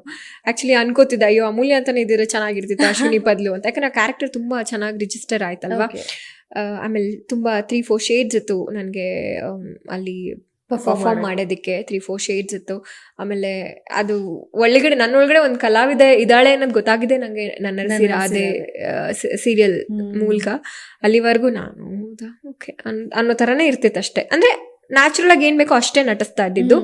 ಬಟ್ ಅದ್ರಲ್ಲೇ ನನಗೆ ಗೊತ್ತಾಗಿದ್ದು ಈ ತರದೆಲ್ಲ ಇರುತ್ತೆ. ಅಂದ್ರೆ ಒಂದು ಆಕ್ಟ್ರೆಸ್ ಆಗ್ಬೇಕು ಅಂತ ಅಂದೋರ್ಗೆ ಅದು ಪರಕಾಯ ಪ್ರವೇಶ ಅನ್ನೋದು ತುಂಬಾ ಮುಖ್ಯ ಅನ್ನೋದು ನನಗೆ ಆ ಒಂದು ಧಾರಾವಾಹಿಯಿಂದನೇ ಗೊತ್ತಾಗಿದ್ದು. ಮೇ ಬಿ ಅಲ್ಲಿ ನಿಮ್ಗೆ ತುಂಬಾ ಫ್ರೀಡಮ್ ಸಿಕ್ತು ಅನ್ಸುತ್ತೆ ಪರ್ಫಾರ್ಮ್ ಮಾಡೋದಕ್ಕೆ, ಬಿಕಾಸ್ ಡಿಫ್ರೆಂಟ್ ಶೇಡ್ಸ್ ಇದ್ದಿದ್ರಿಂದ ಕ್ಯಾರೆಕ್ಟರ್ಗೆ ಬಿಯಾಂಡ್ ಬೌಂಡ್ರೀಸ್ ಮಾಡೋದಕ್ಕೆ ಚಾನ್ಸ್ ಸಿಕ್ತು ಅಂತ ಅನ್ಸುತ್ತೆ. ಸೊ ಇಫ್ ಇಟ್ ಕೇಸ್ ಯಾವುದೋ ಒಂದು ಪಾಸಿಟಿವ್ ರೋಲ್ ಸಿಕ್ಬಿಟ್ಟಿದ್ರೆ ಅದಷ್ಟೇ ಆ ಕ್ಯಾರೆಕ್ಟರ್ ತಕ್ಕಂತೆ ಅದೊಂದು ಇಷ್ಟೇ ಮಾಡಬೇಕು ಅಂತ ಇರುತ್ತೆ, ಅಷ್ಟೇ ಮಾಡಬೇಕಾಗಿರೋ ಅವಕಾಶಗಳು ಸಿಕ್ತೆ.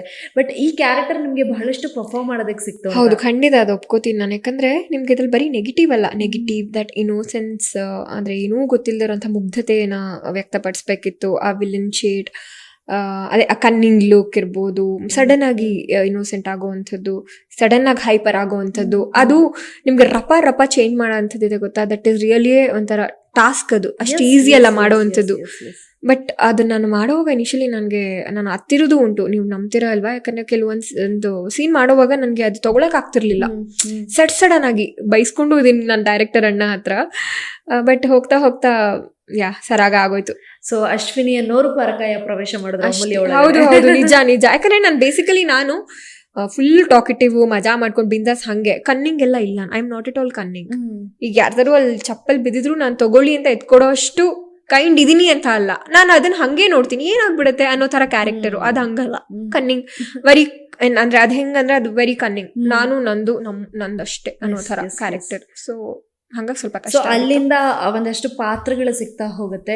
ಸೊ ಸಿಕ್ಕಿರುವಂಥ ಪಾತ್ರ ಜನಕ್ಕೆ ಇಷ್ಟ ಆಗ್ತಾ ಹೋಗುತ್ತೆ. ಸೊ ಅಲ್ಲಿಂದ ಅಮೂಲ್ಯ ಅವರ ಜರ್ನಿ ಒಂಥರ ಅಗೇನ್ ಚೆನ್ನಾಗಿ ಸ್ಟಾರ್ಟ್ ಆಗುತ್ತೆ. ಫೇಮ್ ಸಿಗೋದಕ್ಕೆ ಸ್ಟಾರ್ಟ್ ಆಗುತ್ತೆ. ಸೀರಿಯಲ್ ನೋಡ್ತಾ ಇದ್ದಂಥ ಜನಗಳು ನಿಮ್ಮನ್ನ ರೆಕಗ್ನೈಸ್ ಮಾಡೋದಕ್ಕೆ ಸ್ಟಾರ್ಟ್ ಆಗ್ತಾರೆ. ಅಲ್ಲಿಂದ ಬೇರೆ ಬೇರೆ ಕೆಲಸಗಳನ್ನ ಮಾಡ್ತಾ ಇರ್ತೀರಾ. ಸೊ ಆಮೇಲೆ ನಮಗೆ ಅಮೂಲ್ಯಗೌಡವ್ರು ಸಿಕ್ಕಿದೆ ಭರ್ಜರಿ ಬ್ಯಾಚುಲರ್ಸ್ ಅನ್ನುವಂಥ ಒಳ್ಳೆ ಒಂದು ಶೋ ಮೂಲಕ, ಒಂದು ರಿಯಾಲಿಟಿ ಶೋ ಮೂಲಕ ವಾಪಸ್ ಬರ್ತೀರಾ. ಸೊ ಆ್ಯಕ್ಚುಲಿ ಭರ್ಜರಿ ಬ್ಯಾಚುಲರ್ಸ್ನಲ್ಲಿ you are not like launch ಟೈಮಲ್ಲಿ, ಅಂದರೆ ಏಂಜಲ್ಸ್ ಏನು ಲಾಂಚ್ ಮಾಡ್ತಾರೆ, ಸೊ ಆ ಟೈಮಲ್ಲಿ ಅಮೂಲ್ಯ ಅವ್ರು ಇರಲಿಲ್ಲ. ಸೊ ಫಸ್ಟ್ ಎಪಿಸೋಡಿಗೆ ಬರ್ತೀರಾ ನೀವು ಅಂತ ನಮಗೆ ಇದು. ಸೊ ನಿಮಗೆ ಹೇಗೆ ಅನ್ನಿಸ್ತು? ಬಿಕಾಸ್ ಏನಾಗುತ್ತೆ ಅಂತಂದ್ರೆ ಸೆಕೆಂಡ್ ಪ್ರಿಯಾರಿಟಿನ ಅಂತ ಅನ್ಸೋಕೆ ಒಂದು ಕ್ವೆಶನ್ ಮಾರ್ಕ್ ಬಂದ್ಬಿಡುತ್ತೆ. But that is a different category. ಅದನ್ನ ಆಮೇಲೆ ಮಾತಾಡೋಣ. ಬಿಕಾಸ್ ಲಾಂಚಿಂಗಲ್ಲಿ ಇದ್ದಿದ್ದೇ ಬೇರೆ. ನಿಮ್ಮ ಒಂದು ಏಂಜಲ್ ಅನ್ನೋಂಥ ನಾವೇನು ನೋಡ್ತೀವಿ 15 ಜನ ಏಂಜಲ್ಸ್. ಸೊ ಅಲ್ಲಿ 15 ಜನದಾಗಿ ಬಂದಿದ್ದು ಬೇರೆ. ಬಟ್ ಅದರಲ್ಲಿ ಒಬ್ಬರನ್ನ ರೀಪ್ಲೇಸ್ ಮಾಡಬೇಕಾಗಿರುವಂಥ ಸಮಯ ಬರುತ್ತೆ ವಾಹಿನಿಗೆ. ಬಟ್ ಅದಾದ ನಂತರದಲ್ಲಿ ನಿಮಗೆ ಕಾಂಟ್ಯಾಕ್ಟ್ ಮಾಡ್ತಾರೆ, ನೀವು ನವಾಜ್ ಅನ್ನೋರಿಗೆ ಪೇರಪ್ ಆಗ್ತೀರಾ. ಸೊ ಸೆಕೆಂಡ್ ಪ್ರಿಯಾರಿಟಿ ಬಗ್ಗೆ ನಾವು ಆಮೇಲೆ ಮಾತಾಡೋಣ. ಬಟ್ ನಿಮಗೆ ಅಲ್ಲಿ ಸಿಕ್ಕಂಥ ಫೇಮ್, ಅಲ್ಲಿ ಸಿಕ್ಕಂಥ ಖುಷಿ ಕ್ಷಣಗಳು, ಭರ್ಜರಿ ಬ್ಯಾಚುಲರ್ ಸೀಸನ್ 1 ಅದೊಂದು ಯಾವಾಗಲೂ ಉಳಿಯುತ್ತೆ ಮನಸ್ಸಿನಲ್ಲಿ, ಕನಸಿನಲ್ಲಿ ಯಾವಾಗಲೂ ಬರ್ತಿರುತ್ತೆ. ಹೇಳಿ. ಇಲ್ಲ, ಹೌದು, ಭರ್ಜರಿ ಬ್ಯಾಚುಲರ್ಸ್ ಕೂಡ ನನಗೆ ತುಂಬಾನೇ ಗ್ರಾಟಿಟ್ಯೂಡ್ ಇರೋವಂಥ ಒಂದು ರಿಯಾಲಿಟಿ ಶೋ. ಝೀ ಅವ್ರಿಗೆ ನಾನು ಆಭಾರಿ ಆಗಿರ್ತೀನಿ ಅಂತ ಒಂದು ಒಳ್ಳೆ ರಿಯಾಲಿಟಿ ಶೋನ ನನಗೆ ಕೊಟ್ಟಿದ್ದಕ್ಕೆ. ಆದ್ರೆ ಏನ್ ಗೊತ್ತಾ, ಓಕೆ, ನೀವು ಫಸ್ಟ್ ಕೇಳಿದ್ದ ಕ್ವೆಶನ್ಗೆ ಆನ್ಸರ್ ಮಾಡ್ಬೇಕನ್ನಿಸ್ತದೆ. ಪ್ಲೀಸ್ ಅದೇ ನನ್ನ ಕ್ವೆಶನ್ ಬಂದು ಇದೆ. ನಾನು ಏನು ಕೇಳಕ್ ಹೊರಟೆ ಅಂತ ಅಂದ್ರೆ, ಬಟ್ ಅದೇ ಅಲ್ಲಿ ಒಬ್ಬರನ್ನ ರಿಪ್ಲೇಸ್ ಮಾಡಬೇಕಾಗಿರುವಂತ ಸಮಯ ಬರುತ್ತೆ. ಬಟ್ ನಮಗೆ ಫಸ್ಟ್ ಎಪಿಸೋಡಲ್ಲಿ ನೀವು ಬರ್ತೀರಾ, ಅವಾಗ ಯೂಶಲಿ ಏನಂತ ಅನ್ಸುತ್ತೆ, ನಾನು ಲಾಂಚಿಂಗಲ್ಲೇ ಕರಿಬಹುದಿತ್ತಲ್ಲ, ಅಂದ್ರೆ ಅವ್ರ ತಲೆ ನಾನು ಇತ್ತು ಅಂತಂದ್ರೆ ಲಾಂಚಿಂಗಲ್ಲಿ ಕರಿಬಹುದಿತ್ತಲ್ಲ ಅಂತ. ಬಟ್ ಅವಕಾಶ ನಿಮಗೆ ಬರಬೇಕು ಅಂತಿತ್ತು. ಅದು ಸೀಸನ್ 1ರಲ್ಲಿ ನೀವೇ ಬರಬೇಕು ಅಂತ ಇದ್ದಿದ್ದ ಕಾರಣನೇ ಫಸ್ಟ್ ಎಪಿಸೋಡು, ಸೆಕೆಂಡ್ ಎಪಿಸೋಡ್ ಪಾತ್ರಗಳೇ ರಿಪ್ಲೇಸ್ ಆಗುತ್ತಂತೆ. ಒಂದ್ ಹೇಳ ಏನಂತ, ಒಂದೊಂದ್ಸಲ ಏನಾಗತ್ತೆ ಅಂತಂದ್ರೆ, ನೀವು ಹೇಳ್ದಂಗೆ ನಮ್ಗೆ ಸಿಗ್ಬೇಕಂತ ಇದ್ರೆ ಅದು ರೈಟ್ ಅಬೌಟನ್ ಆಗಿ ಅಥವಾ ಯೂಟರ್ನ್ ಮಾಡ್ಕೊಂಡಾದ್ರೂ ನಮ್ ಹತ್ರನೇ ಬರುತ್ತೆ. ಅಂಡ್ ಇನ್ನೊಂದ್ ಹೇಳ್ಬೇಕಂದ್ರೆ ನಿಮ್ಗೆ, ಇದೆಲ್ಲಾರ ತಲೆಲ್ಲೂ ಇದೆ. ತುಂಬಾ ಜನ ನಂಗೆ ಈ ಪ್ರಶ್ನೆ ಕೇಳಿದ್ರು, ನಿನ್ಗೆ ಅನ್ಸಿಲ್ವಾ ಎಲ್ಲೋ ಒಂದ್ ಕಡೆ ಅಂತ. ನನಗೆ ಖಂಡಿತ ಅನ್ಸಿಲ್ಲ. ಯಾಕಂದ್ರೆ ಐ ಸ್ಟಿಲ್ ರಿಮೆಂಬರ್ ವರುಣ್ ಅಣ್ಣ ಅಂದ್ರೆ ಆ ಒಂದು ಶೋಕ್ ಸಂಬಂಧಪಟ್ಟ, ಹೌದು, ಅವರು ನಂಗೆ ಆಲ್ರೆಡಿ ವರುಣ್ ಅಣ್ಣ ನಂಗೆ ಆಲ್ರೆಡಿ ಮೆಸೇಜ್ ಮಾಡಿದ್ರು, ಆಯ್ತಾ, ಫೇಸ್ಬುಕ್ ಮೆಸೆಂಜರ್ ಅಲ್ಲಿ ಅನ್ಸುತ್ತೆ. ಅಂದ್ರೆ ಅವ್ರ ಹತ್ರ ನಂಬರು, ಐ ಥಿಂಕ್ ನಂದು ಓಲ್ಡ್ ನಂಬರ್ ಇತ್ತು ಅನ್ಸುತ್ತೆ, ಹೊಸ ನಂಬರ್ ಇರ್ಲಿಲ್ಲ. ಪುಟಿ ಸೆಂಡ್ ಯುವರ್ ನಂಬರ್ ಅಂತ. ನಾನು ಗೂಬೆ ತರ ನಾನು ಯೂಶಲಿ ಚೆಕ್ ಮಾಡಲ್ಲ DMs. ನಾನು ನೋಡಿಲ್ಲ, ನೀವು ನಂಬಲ್ಲ, ಲಾಂಚ್ ಆದ್ಮೇಲೆ ಓಪನ್ ಮಾಡಿ ನೋಡಿದೀನಿ ಆ ಮೆಸೇಜ್ನ. ಹೆಂಗೆ ಅಂದ್ರೆ ಅದು ಎಷ್ಟು ಮಟ್ಟಿಗೆ ಅದೊಂಥರ ಕೋಇನ್ಸಿಡೆನ್ಸ್ ಅಂದ್ರೆ, ಅದು ಲಾಂಚ್ ಆದ್ಮೇಲೆ ನೋಡಿದೆ, ಅಯ್ಯಯ್ಯೋ ಇದಕ್ಕ ಅಂತ ಗೊತ್ತಾಯ್ತು ನನಗೆ, ಆಯ್ತಾ. ಅಟ್ ದ ಸೇಮ್ ಟೈಮ್ ನನಗೆ ಒಂದು ವಾರ ಬಿಟ್ಟು ಶ್ರೀಕಾಂತ್ ಸರ್ ಕಾಲ್ ಮಾಡಿದ್ರು ಭರ್ಜರಿ ಬ್ಯಾಚುಲರ್ಸ್ಗೆ. ಸೊ ಅದೇ ಆಮೇಲೆ ಶೋಗ್ ಹೋದ್ಮೇಲೆ ವರುಣ್ ಅಣ್ಣ ಹೇಳಿದ್ರು, ಅಯ್ಯೋ ಗೂಬೆ, ನಿನಗೆ ನಾನು ಫಸ್ಟ್ ಟೈಮ್ ಮೆಸೇಜ್ ಮಾಡಿದ್ದೆ, ನೀನು ಆ ಮೆಸೇಜ್ ನೋಡಿಲ್ವಲ್ಲ ಅಂತ. ನಿಮ್ಗೆ ಅರ್ಥ ಆಯ್ತಾ? ಸೀಕ್ರೆಟ್ ಇದು ಗೈಸ್, ನಿಜ. ನನ್ಗೆ ಅದಕ್ಕೆ ನನ್ಗೆ ಮನ್ಸಲ್ಲ ಒಂದು ಇದೇ ಇಲ್ಲ. ಅದೇ ನಮಗೆ ಗೊತ್ತಾಗ್ಬಿಟ್ಟಿದೆಯಲ್ಲ ಯಾಕೆ, ಏನು ಟೆಕ್ನಿಕಲ್ ಟೀಮ್ ನಮ್ನ ಯಾಕೆ ರೀಚ್ ಮಾಡುತ್ತೆ ಅನ್ನೋದು. ಸೊ ಅದು ಓಕೆ. ಬಟ್ ನಿಮ್ಗೆ ಭರ್ಜರಿ ಬ್ಯಾಚುಲರ್ಸ್ ಎಷ್ಟು ಖುಷಿ ಕೊಡ್ತು. ಬೇರೆ ಯಾರು ಅಲ್ಲ, ಪ್ರಾಸದ ಕಿಂಗ್ ನವಾಜ್ ಅವರು, ನವಾಜ್ ರಿವ್ಯೂಸ್ ಅನ್ನೋರು ನಿಮ್ಗೆ ಪಾರ್ಟ್ನರ್ ಆಗಿ ಬರ್ತಾರೆ. ಅವ್ರನ್ನ ಗ್ರೂಮ್ ಮಾಡ್ಬೇಕಿರುತ್ತೆ. ಬಟ್ ಆ ಮನುಷ್ಯ ಬಿಗ್ ಬಾಸ್ಗೆ ಬಂದಾಗ್ಲೇ ನಮಗೆ ಗೊತ್ತಾಗ್ಬಿಟ್ಟಿದ್ರು ನವಾಜ್ ಹೇಗೆ ಅಂತ. ಫಸ್ಟ್ ಡೇ FDFS ಶೋ ಅನ್ನೋ ತರ, ಫಸ್ಟ್ ಡೇ ಫಸ್ಟ್ ಶೋ ಅನ್ನೋ ತರ ನೋಡ್ಕೊಂಡು ಸಿನಿಮಾದಲ್ಲಿ ಇದ್ದಂಥವ್ರು ಅವರು. ಅವ್ರಿಗೆ ರಿಯಾಲಿಟಿ ಶೋ ಎಲ್ಲ ನೆನಪೇ ಇಲ್ಲ, ಹೆಂಗೆ ಬಿಹೇವ್ ಮಾಡ್ಬೇಕಂತ ಗೊತ್ತಿರಲಿಲ್ಲ. ಬಿಕಾಸ್ ಅವ್ರಿಗೆ ಬಿಗ್ ಬಾಸ್ ಫಸ್ಟ್ ಆಯ್ತು ಅಂದ್ರೂ ನಿಮ್ಗೆ ಈ ತರದ ರಿಯಾಲಿಟಿ ಶೋ ಏನ್ ಬರುತ್ತೆ, it's completely different compare to Bigg Boss ಅನ್ನೋ ಶೋಗಳಿಗೆ. ಬಟ್ ಅವ್ರನ್ನ ಗ್ರೂಮ್ ಮಾಡೋದಕ್ಕೆ ಅಮೂಲ್ಯ ಗೌಡ ಅವರು ಯಾವ ತರ ಎಲ್ಲ ಪರಿಶ್ರಮ ಪಟ್ಟರು. ಸೊ ಭರ್ಜರಿ ಬ್ಯಾಚುಲರ್ಸ್ ನ ಒಂದು ಸಣ್ಣ ತುಣುಕು ನೆನಪಿಸ್ಕೊಳ್ಳೋದಾದ್ರೆ, ಭರ್ಜರಿ ಬಾಚು ಸಣ್ಣ ತುಣುಕು ನೆನ್ಸ್ಕೋಬೇಕು ಅಂತ ಅಂದ್ರೆ ಅದೇ ಮುಖ್ಯವಾಗಿ ನೀವ್ ಹೇಳಿದ್ರಿ ಗೊತ್ತಾ, ಆ ಏಂಜಲ್ಸ್ನೆಲ್ಲ ಲಾಂಚ್ ಮಾಡಿದ್ದು. ನನಗೂ ಅನ್ನಿಸ್ತು ಅಯ್ಯಯ್ಯೋ ನಾನು ಶುರುವೆಲ್ಲ ಮಿಸ್ ಮಾಡ್ಕೊಂಡಲ್ಲ ಅಂತ. ಬಟ್ ಇನ್ನೊಂದ್ ಕಡೆ ಅನ್ನಿಸ್ತು ಅವ್ರದೆಲ್ಲ ಲಾಂಚ್ ಆಗಿದ್ದು ಒಂದ್ ರೀತಿ ಅವ್ರದ್ದು ಅದ್ ಬೇರೆ ತರ ಸ್ಪೆಷಲ್ ಇರ್ಬೋದು. ನನ್ ಲಾಂಚ್ ಆಗಿದೆ ಒಂಥರ ಸ್ಪೆಷಲ್. ನನ್ನ ಎಂಟ್ರಿ ನೋಡಿದ್ರ ನೀವು, ಬಲೂನ್ ಇಂದ ಹೊರಗೆ ಬರುವಂತದ್ದು, ಅದ್ ಯಾರಿಗೆ ಸಿಕ್ಕಿದೆ? ಹೌದು, ನೀವ್ ನಂಬಲ್ಲ, ಅಲ್ಲಿರೋರೆಲ್ಲ ಹೇಳಿದ್ದು ಒಂದೇ, ಅಮ್ಮು ಇದ್ ಸಕ್ಕತ್ತಾಗಿದೆ ಕಣೆ, ನಿನ್ನ ಎಂಟ್ರಿ ಏನಿತ್ತು, ನಿನ್ನ ಎಂಟ್ರಿ ಸಕ್ಕತ್ತಾಗಿತ್ತು. ನಾವೆಲ್ಲ ಲಿಟ್ರಲಿ ಎಂತ ಎಂಟ್ರಿ ಇದು ಅಂತ ಅನ್ಕೋತಿದ್ವಿ ಎಲ್ರು, ಇನ್ಕ್ಲೂಡಿಂಗ್ ಟೆಕ್ನಿಷಿಯನ್ಸು ಅಷ್ಟೇ. ಮತ್ತೆ ಡೆಸ್ಟಿನಲ್ಲೇ ಬರ್ದಿತ್ತು ಆ ರೀತಿ ಅಮೂಲ್ಯ ಗೌಡಗೆ ಎಂಟ್ರಿ. ಈಗ ನೀವು ಯೋಚನೆ ಎಲ್ರೂ ಮುಂದೆ ಅವ್ರವ್ರವ್ರ ಬಂದ್ ಹೋಗೋದು ಅದ ಟೆನ್ಷನ್ ಅಲ್ಲ. ಎಲ್ರು ಇರೋ ಕೂತಿದಾಗ ಸಪ್ರೇಟ್ ಒಂದ್ ವ್ಯಕ್ತಿ ಯಾರು ಯಾರು ಯಾರು ಅಂತ ಕ್ಯೂರಿಯಾಸಿಟಿಲಿ ಅಂದ್ರೆ ಅದೊಂದು ಓಪನಿಂಗ್ ಸಿಗುತ್ತೆ ಗೊತ್ತಾ, ದಟ್ ಇಸ್ ಸಮಥಿಂಗ್ ಎಲ್ಸ್. ಅದ್ ನಂಗೆ ಸಿಕ್ತು. And I still remember that moment. Actually literally ಆ ಬಲೂನ್ ಒಳಗಡೆ ಕೂತಾಗ ಅದು ತುಂಬಾ ಗಾಳಿಯಲ್ಲಿ ಆಡಲ್ಲ. ನಂಗೆ literally I have wheezing problem. ನನಗೆ ಬೇರೆ ಭಯ ಆಗ್ತಿತ್ತು, ಒಂದು ಬಲೂನ್ ಬೇರೆ ಕಲ್ಲಿಡ್ಕೊಂಡ್ಬಿಟ್ಟಿದ್ದೀನಿ, ಆಂಜನೇಯ ಅಂತ ಅನ್ಕೋತಿದ್ದೀನಿ. ಅದು ಅವನೇನೋ ಪಿನ್ ಚುಚ್ತ ಅನ್ಸುತ್ತೆ, ಅದು ಬಲೂನ್ ಹೊಡಿಯುತ್ತೆ, ನಾನು ಹೊರಗೆ ಬರ್ತೀನಿ. ಅಲ್ಲಿ ಮುಂದೆ ನೋಡಿದ್ರೆ ನಮ್ ಡಿಂಪಲ್ ಕ್ವೀನ್ ಒಂದ್ ಕಡೆ, ಇನ್ನೊಂದ್ ಕಡೆ ನಮ್ಮ ಸಿಸ್ಟರ್ ರವಿ ಸರ್. ಸಕ್ಕತ್ತಾಗಿತ್ತು ಎಂಟ್ರಿನೇ ನಂಗೆ ಸಖತ್ತು, ತುಂಬಾ ಬ್ಲಿಂಕ್ ಆಗೋದು ತಲೆಯಲ್ಲಿ. ಅಂಡ್ ಎಲ್ಲ ಒಳ್ಳೊಳ್ಳೆ ಕಲಾವಿದ್ರಿದ್ರು, ನಮ್ಮ ಸೂರಜ್, ಹನುಮಂತು, ಜಗ್ಗಪ್ಪ, ಎಲ್ಲ ಒಳ್ಳೊಳ್ಳೆ contestants. Sanjana is my again best friend. Okay, but Nawaz ಬಗ್ಗೆ ಹೇಳಿದ್ರೆ ಏನು ಹೇಳ್ತೀರಾ? ಯಾಕಂದ್ರೆ ನಾನು ಹೇಳ್ದೆ ನಿಮಗೆ, big boss is completely different to compare to this show. So ನವಾಜ್ನ ನೀವು ಒಂದು ಗ್ರೂಮ್ ಅಪ್ ಮಾಡಬೇಕು ಅಂತ ಬಂದಾಗ ಎಷ್ಟು ಶ್ರಮ ಹಾಕಿದ್ರಿ, ಹೇಗೆ ಆ ಮನುಷ್ಯನ ನೀವು ಬಿಕಾಸ್ ತುಂಬಾ ಹತ್ರದಿಂದ ನೋಡಿರ್ತೀರಾ, ತುಂಬಾ ಸಮಯವನ್ನ ಕಳೆದಿರ್ತೀರಾ. ಅಂದ್ರೆ ನವಾಜ್ ಬಗ್ಗೆ ಕೇಳ್ತಿರೋದು ಒಂದೇ ಉದ್ದೇಶ, ನವಾಜ್ ಅಂತಂದ್ರೆ ರಿವ್ಯೂ ಕೊಡ್ತಾರೆ ಅಥವಾ ಏನೋ ಪ್ರಾಸ ಕೊಡ್ತಾರೆ ಅಂತ ಅನ್ಬಿಟ್ಟು. ಬಟ್ ನೀವು ಬೇರೆ ಶೇಡ್ ಅಲ್ಲೇ ನೋಡಿರ್ತೀರಾ, ಅಲ್ಲೂ ಗೊತ್ತಾಯ್ತು ನಮ್ಗೆ ಎಷ್ಟು ಸಾಫ್ಟ್ ನವಾಜ್ ಅಂತ. ಬಟ್ ನಿಮ್ಗೆ ಏನ್ ಅನ್ಸುತ್ತೆ ನಿಮ್ಮ ಪಾರ್ಟ್ನರ್ ಬಗ್ಗೆ? ನವಾಜ್ಗೆ ಈಗ ಹೇಳ್ತಾರೆ ಗೊತ್ತಾ, ಕೆಲವರು ಹಿಂದೂ ಮುಸ್ಲಿಂ ಆ ತರ ವಾದಗಳು ಮಾಡ್ತಾರೆ ಗೊತ್ತಾ. ಬಟ್ ಅವರಲ್ಲೂ ನಮ್ ಕನ್ನಡ ಅಭಿಮಾನ ತುಂಬಾ ಇರುತ್ತೆ ಗೊತ್ತಾ. ನಾವು ಕರ್ನಾಟಕದಲ್ಲಿ ಏನ್ ಸ್ಪಷ್ಟತೆ, ಏನ್ ಸ್ಪಾಂಟೇನಿಯಸ್ ಅವ್ರಿಗೆ ಅಲ್ವಾ. ನಿಜವಾಗ್ಲೂ ಅವ್ನು ನಿಜ ಹೇಳ, ಅವನು ಬೇರೆ ಇದಿರ್ಬೋದು, ಧರ್ಮ ಇರ್ಬೋದು, ಆದ್ರೆ ಅವನು ಒಂದು ಅವ್ರ ಧರ್ಮಕ್ಕೆ ಎಷ್ಟು ಬೆಲೆ ಕೊಡ್ತಾನೋ ನಮ್ಮ ಧರ್ಮಕ್ಕೂ ಅಷ್ಟೇ ಬೆಲೆ ಕೊಡ್ತಾನೆ. ಕನ್ನಡದ ಬಗ್ಗೆ ಅವನಿಗಿರೋ ಅಭಿಮಾನ, ಕರ್ನಾಟಕದ ಬಗ್ಗೆ ಅವನಿಗಿರೋ ಪ್ರೀತಿ, ಕನ್ನಡ ಸಿನಿಮಾಗಳ ಬಗ್ಗೆ, ಕನ್ನಡ ಕಲಾವಿದ್ರ ಬಗ್ಗೆ ಅವನಿಗಿರೋ ಅಭಿಮಾನ, ಅದು ಒಂಥರ ಲೆಕ್ಕನೇ ನೆಕ್ಸ್ಟ್ ಲೆವೆಲ್. ಅದಕ್ಕೆ ಅಂತ್ಯನೇ ಇಲ್ಲ. ಅಷ್ಟು ಅದ್ಭುತವಾಗಿ ಸ್ಪಷ್ಟವಾಗಿ ಕನ್ನಡನ ಮಾತಾಡ್ತಾನೆ. ಆ ಪ್ರಾಸ ಹೇಳೋದು ಅಷ್ಟು ಈಸಿ ಅಲ್ವಾ. ಶಿವಣ್ಣ, ನಿಮ್ಗೆ ಗೊತ್ತಾ ಶಿವಣ್ಣಂಗೆ ನವಾಜ್ ಅಂದ್ರೆ ಎಷ್ಟು ಇಷ್ಟ ಅಂತ? I still remember. ನವಾಜ್ ಬಗ್ಗೆ ಹೇಳಕ್ಕೆ ತುಂಬಾ ಇದೆ, ಹೇಳ್ತೀನಿ. I am really excited to tell about him, talk about him. Nawaz, ನಾನು ಡಿ.ಕೆ.ಡಿ ಭರ್ಜರಿ ಬ್ಯಾಚುಲರ್ಸ್ ಮಹಾಸಂಗಮ ಆಯ್ತು. ಆಗ ನಾನು ಮತ್ತೆ ನವಾಜ್ ಡ್ಯಾನ್ಸ್ ಮಾಡಿದ್ವಿ ಶಿವಣ್ಣ ಮುಂದೆ. ರಕ್ಷಿತಾ ಅವರು, ಶಿವಣ್ಣ ಮತ್ತೆ ವಿಜಯ ರಾಘವೇಂದ್ರ, ಇನ್ನೊಬ್ರು ಕೊರಿಯೋಗ್ರಫರ್ ಯಾರೋ ಇದ್ರು. ಸೊ ಇಷ್ಟು ಜನರು ಮುಂದೆ ಡ್ಯಾನ್ಸ್ ಮಾಡ್ಬೇಕು. ನಂಗೂ ಎಗೇನ್ ಅಲ್ಲೇ ಡಗ್ ಡಗ್ ಡಗ್ ಡಗ್ ಹಿಂಗ್ ಡಿ.ಕೆ.ಡಿ ಸ್ಟೇಜ್ ಅಲ್ವಾ ಅದು. ಡಿ.ಕೆ.ಡಿ ಸ್ಟೇಜ್ ಅಲ್ಲಿ ಇರೋರೆಲ್ಲ ಒಳ್ಳೊಳ್ಳೆ ಡ್ಯಾನ್ಸರ್ಸು, ನಾವೆಲ್ಲ ಸ್ವಲ್ಪ ಡ್ಯಾನ್ಸ್ ಗೊತ್ತಿರೋಂಥವ್ರು. ಬಟ್ ಅದು ಡ್ಯಾನ್ಸ್ ಇರೋದ್ರಲ್ಲಿ ಚೆನ್ನಾಗಿ ಮಾಡಿದ್ವಿ. ನಾನು ನವಾಜ್ ಅವನು ಕೂಡ ಒಳ್ಳೆ ಡ್ಯಾನ್ಸರ್, ಸಖತ್ತಾಗಿ ಡ್ಯಾನ್ಸ್ ಮಾಡ್ತಾನೆ. ಡ್ಯಾನ್ಸ್ ಮಾಡಿದ್ವಿ. ಆಮೇಲೆ ಶಿವಣ್ಣ ಎಲ್ಲೋ ನೋಡಿದೀನ ಅಂತ ರೀಕಾಲ್ ಮಾಡ್ಕೊಂಡು, ನೀನ್ ಅಂದ್ಬಿಟ್ಟು ಎದ್ ನಿಂತ್ಕೊಂಡು, ನವಾಜ್ ಅಲ್ವಾ ಅದೇ ಪ್ರಾಸ ಅಣ್ಣ ಅನ್ಕೊಂಡು, ಶಿವಣ್ಣನೇ ಪ್ರಾಸ ಹೇಳಪ್ಪ ಅಂತ. ಅವಾಗ ಅವ್ನ್ ಪ್ರಾಸ ಹೇಳ್ದ. ಅವತ್ತಿಂದ ಶುರುವಾಗಿದ್ದು ಶಿವಣ್ಣಂಗೆ ಅವನ ಬಗ್ಗೆ ಇರೋ ಪ್ರೀತಿ. ಎಲ್ಲೇ ಅವನಿದ್ರು ನವಾಜ್ ಬಾ ಅಣ್ಣ ಅನ್ಕೊಂಡು ಅವರೇ ಪ್ರಾಸ ಹೇಳಕ್ ಶುರು ಮಾಡ್ತಾರೆ. ಅಷ್ಟು ಶಿವಣ್ಣಗೆ ನವಾಜ್ ಹೇಳೋ ಪ್ರಾಸ ತುಂಬಾ ಇಷ್ಟ. ಸೊ ಅವಾಗ ಗೊತ್ತಾಯ್ತು. ಅವನಂತೂ ಎಷ್ಟು ಖುಷಿ ಪಟ್ಟಾಗುತ್ತೆ, ಅಮ್ಮೂರೇ ಶಿವಣ್ಣ. ಆಮೇಲೆ ನಾವಿಬ್ರು ಹೋಗ್ಬಿಟ್ಟು ಶಿವಣ್ಣ ಕಾಲಿಗೆ ಬಿದ್ವಿ. ಅವನಿಗಂತೂ ಫುಲ್ ಖುಷಿ ಆಗೋಯ್ತು. ಯಾಕಂದ್ರೆ ಯೂಶಲಿ ನಿಮ್ಗೆ ಸೆಲೆಬ್ರಿಟೀಸ್ ಯಾರೋ ಒಬ್ರು ಟ್ಯಾಲೆಂಟೆಡ್ ಇರೋ ವ್ಯಕ್ತಿ ಇಷ್ಟ ಆದ್ರೂ ಕೂಡ ಹೇಳ್ಕೊಳಲ್ಲ, ನಾವ್ ಇವ್ರಿಗಿಂತ ದೊಡ್ಡೋರ ಅನ್ನೋ ಅಹಂ ಎಲ್ಲೋ ಒಂದ್ ಕಡೆ ಇರುತ್ತೆ. ಎಲ್ರು ಅಂತ ಹೇಳಲ್ಲ, ಕೆಲವ್ರಿಗಿರುತ್ತೆ. But Shivanna is like very that simple ಪಾಪ ವ್ಯಕ್ತಿ. ನವಾಜ್ಗೆ ಲಿಟ್ರಲಿ ಪಾಪ ಕರೆದು ಹಗ್ ಮಾಡಿ ನವಾಜ್ಗೆ ದಟ್ ವಾಸ್ ಬಿಗ್ ಥಿಂಗ್ ಅಂತ ಅನ್ಸುತ್ತೆ. ಹೌದು, ನೀವು ನಂಬಲ್ಲ ಅದನ್ನ ಎಷ್ಟು ಚಾರಿಶ್ ಮಾಡ್ದ ಅಂದ್ರೆ ಥ್ರೂ ಔಟ್ ಜರ್ನಿ. ಅಮ್ಮು ನಂಗೆ ಶಿವಣ್ಣ ಹೋಗ್ಲಿದ್ದಪ್ಪ, ನನ್ ಸಾರ್ಥಕ ಆಯ್ತು. ಇವಾಗ ನೋಡಿದ್ರು ನವಾಜ್ ಅನ್ನ ಕಂಡಿಡಿತಾರೆ, ಹೇಳಪ್ಪ ಅಂತ ಕರೀತಾರೆ. ಹೌದು, ಖಂಡಿತ ಶಿವಣ್ಣ ಇರ್ಬೋದು. ಆಮೇಲೆ ನವಾಜ್ ಅಂತವ್ರು ಎಷ್ಟೊಂದ್ ಜನ ಬಂದ್ರು ಅದಾದ್ಮೇಲೆ. ಬಟ್ ನವಾಜ್ ಏನ್ ಗೊತ್ತಾ, ಯಾವತ್ತೂ ತಿಳ್ಕೊಳ್ಳಿ, ಕಾಪಿ ಬೇರೆ, ಒರಿಜಿನಲ್ ಕ್ರಿಯೇಟ್ ಮಾಡೋದು ಬೇರೆ. ಈಗ ನಮ್ ದರ್ಶನ್ ಸರ್ ತರ ನೋಡಕ್ ತುಂಬಾ ಜನ ಇರ್ಬೋದು, ಯಾರು ದರ್ಶನ್ ಸರ್ ಆಗಲ್ಲ.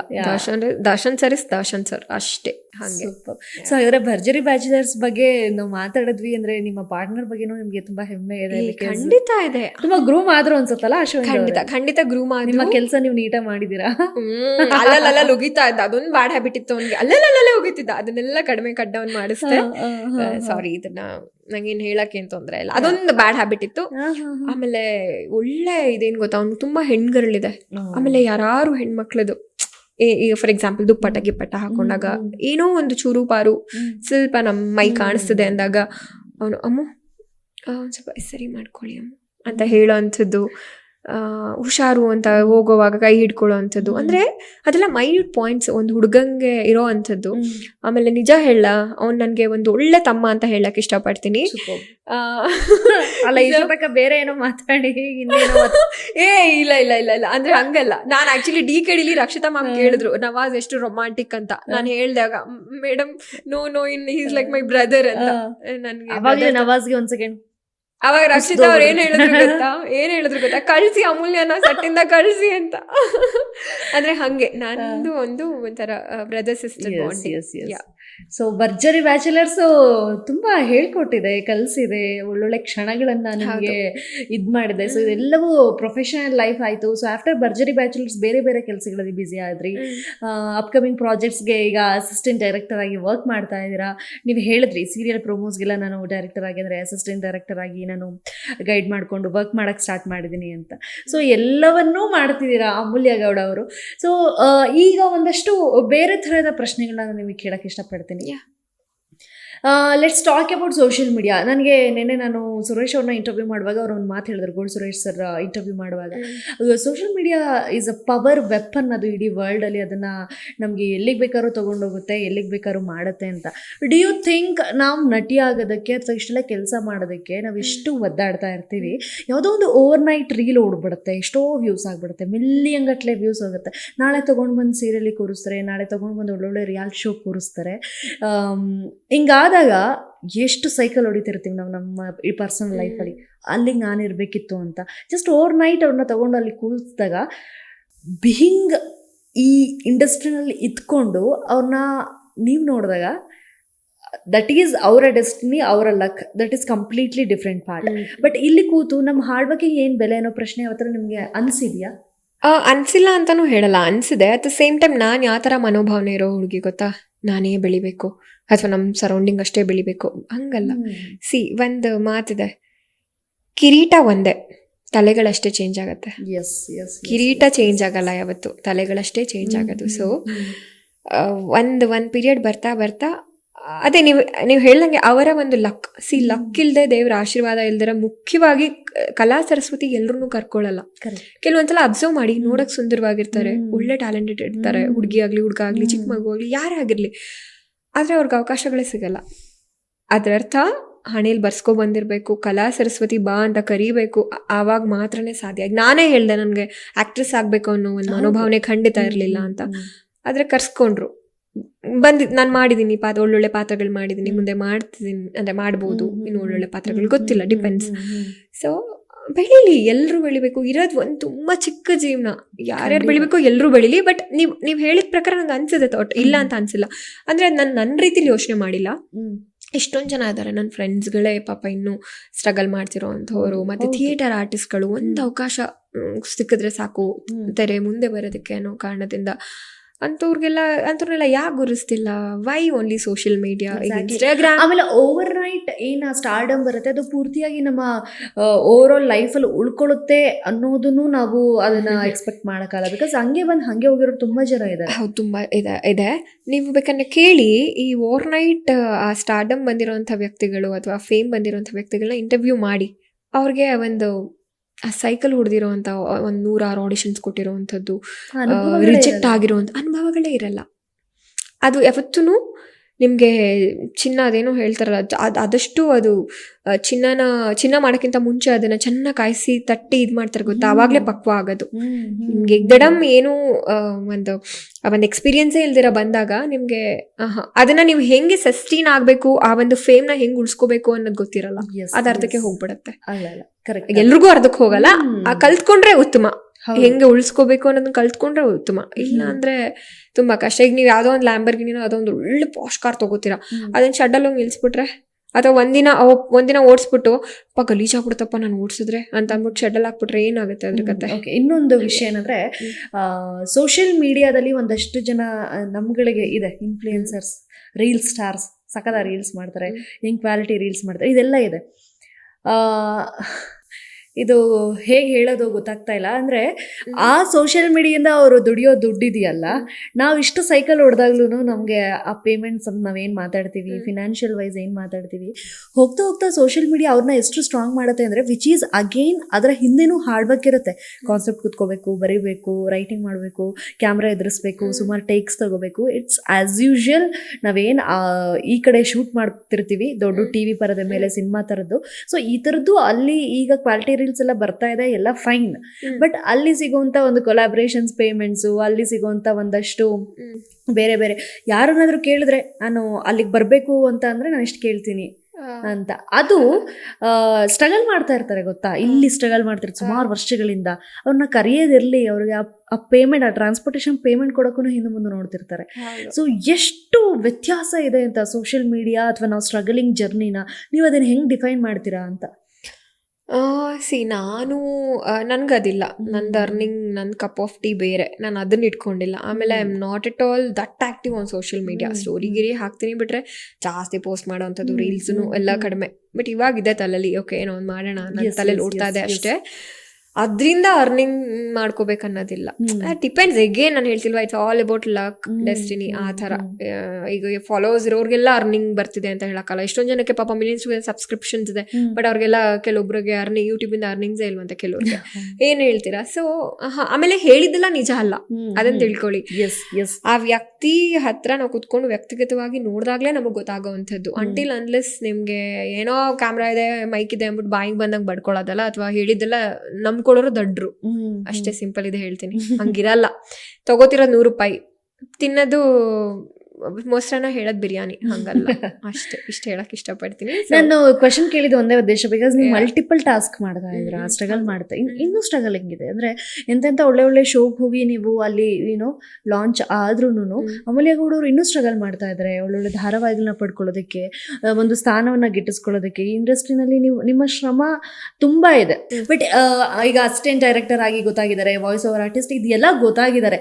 ಇಷ್ಟೆಲ್ಲ ಕೆಲಸ ಮಾಡಿದ್ರು ಅಮೂಲ್ಯ ಗೌಡ ಅವ್ರಿಗೆ ಅಂತ ಹೇಳ್ಕೊಡೋ ಫೇಮ್ ಇನ್ನೂ ಬಂದಿಲ್ಲ. ಕೆಲವೊಂದಷ್ಟು ಜನ ಏನು ಹೇಳ್ತಾರೆ, ಎಲ್ಲೋ ನೋಡಿದೀನಿ, ಅದು ಕೇಳಿದಾಗ ಇಷ್ಟೆಲ್ಲ ಮಾಡಿದೀನಿ, ಈಗಲೂ ಎಲ್ಲೋ ನೋಡಿದಾರೆ ಅಂತ ಹೇಳ್ತಾರಲ್ಲ ಅಂತ ಅಂದಾಗ ಎಲ್ಲ ಟ್ರಿಗರ್ ಆಗುತ್ತಾ, ಇನ್ನೂ ಮಾಡಬೇಕು ಕೆಲಸ, ಇನ್ನೂ ಮಾಡಬೇಕು, ಏನೋ ಮಿಸ್ ಆಗ್ತಾ ಇದೆ, ಎಲ್ಲಿ ಎಲ್ಲಿ ಎಲ್ಲಿ ಎಲ್ಲಿ ಅಂತ. ಅಥವಾ ತುಂಬ ಕಡೆ ನೋಡಿ ಕೆಲವ್ರ ಜನಕ್ಕೆ ಹಂಗೇನಾರು ಕನ್ಫ್ಯೂಷನ್ ಆಗಿ ಸ್ಟಾರ್ಟ್ ಆಗುತ್ತಾ. ಸೊ ಹೇಗೆ ಡಿಫೈನ್ ಮಾಡ್ತೀರಾ ಅಮೂಲ್ಯ ಗೌಡ ಫೇಮ್ನ?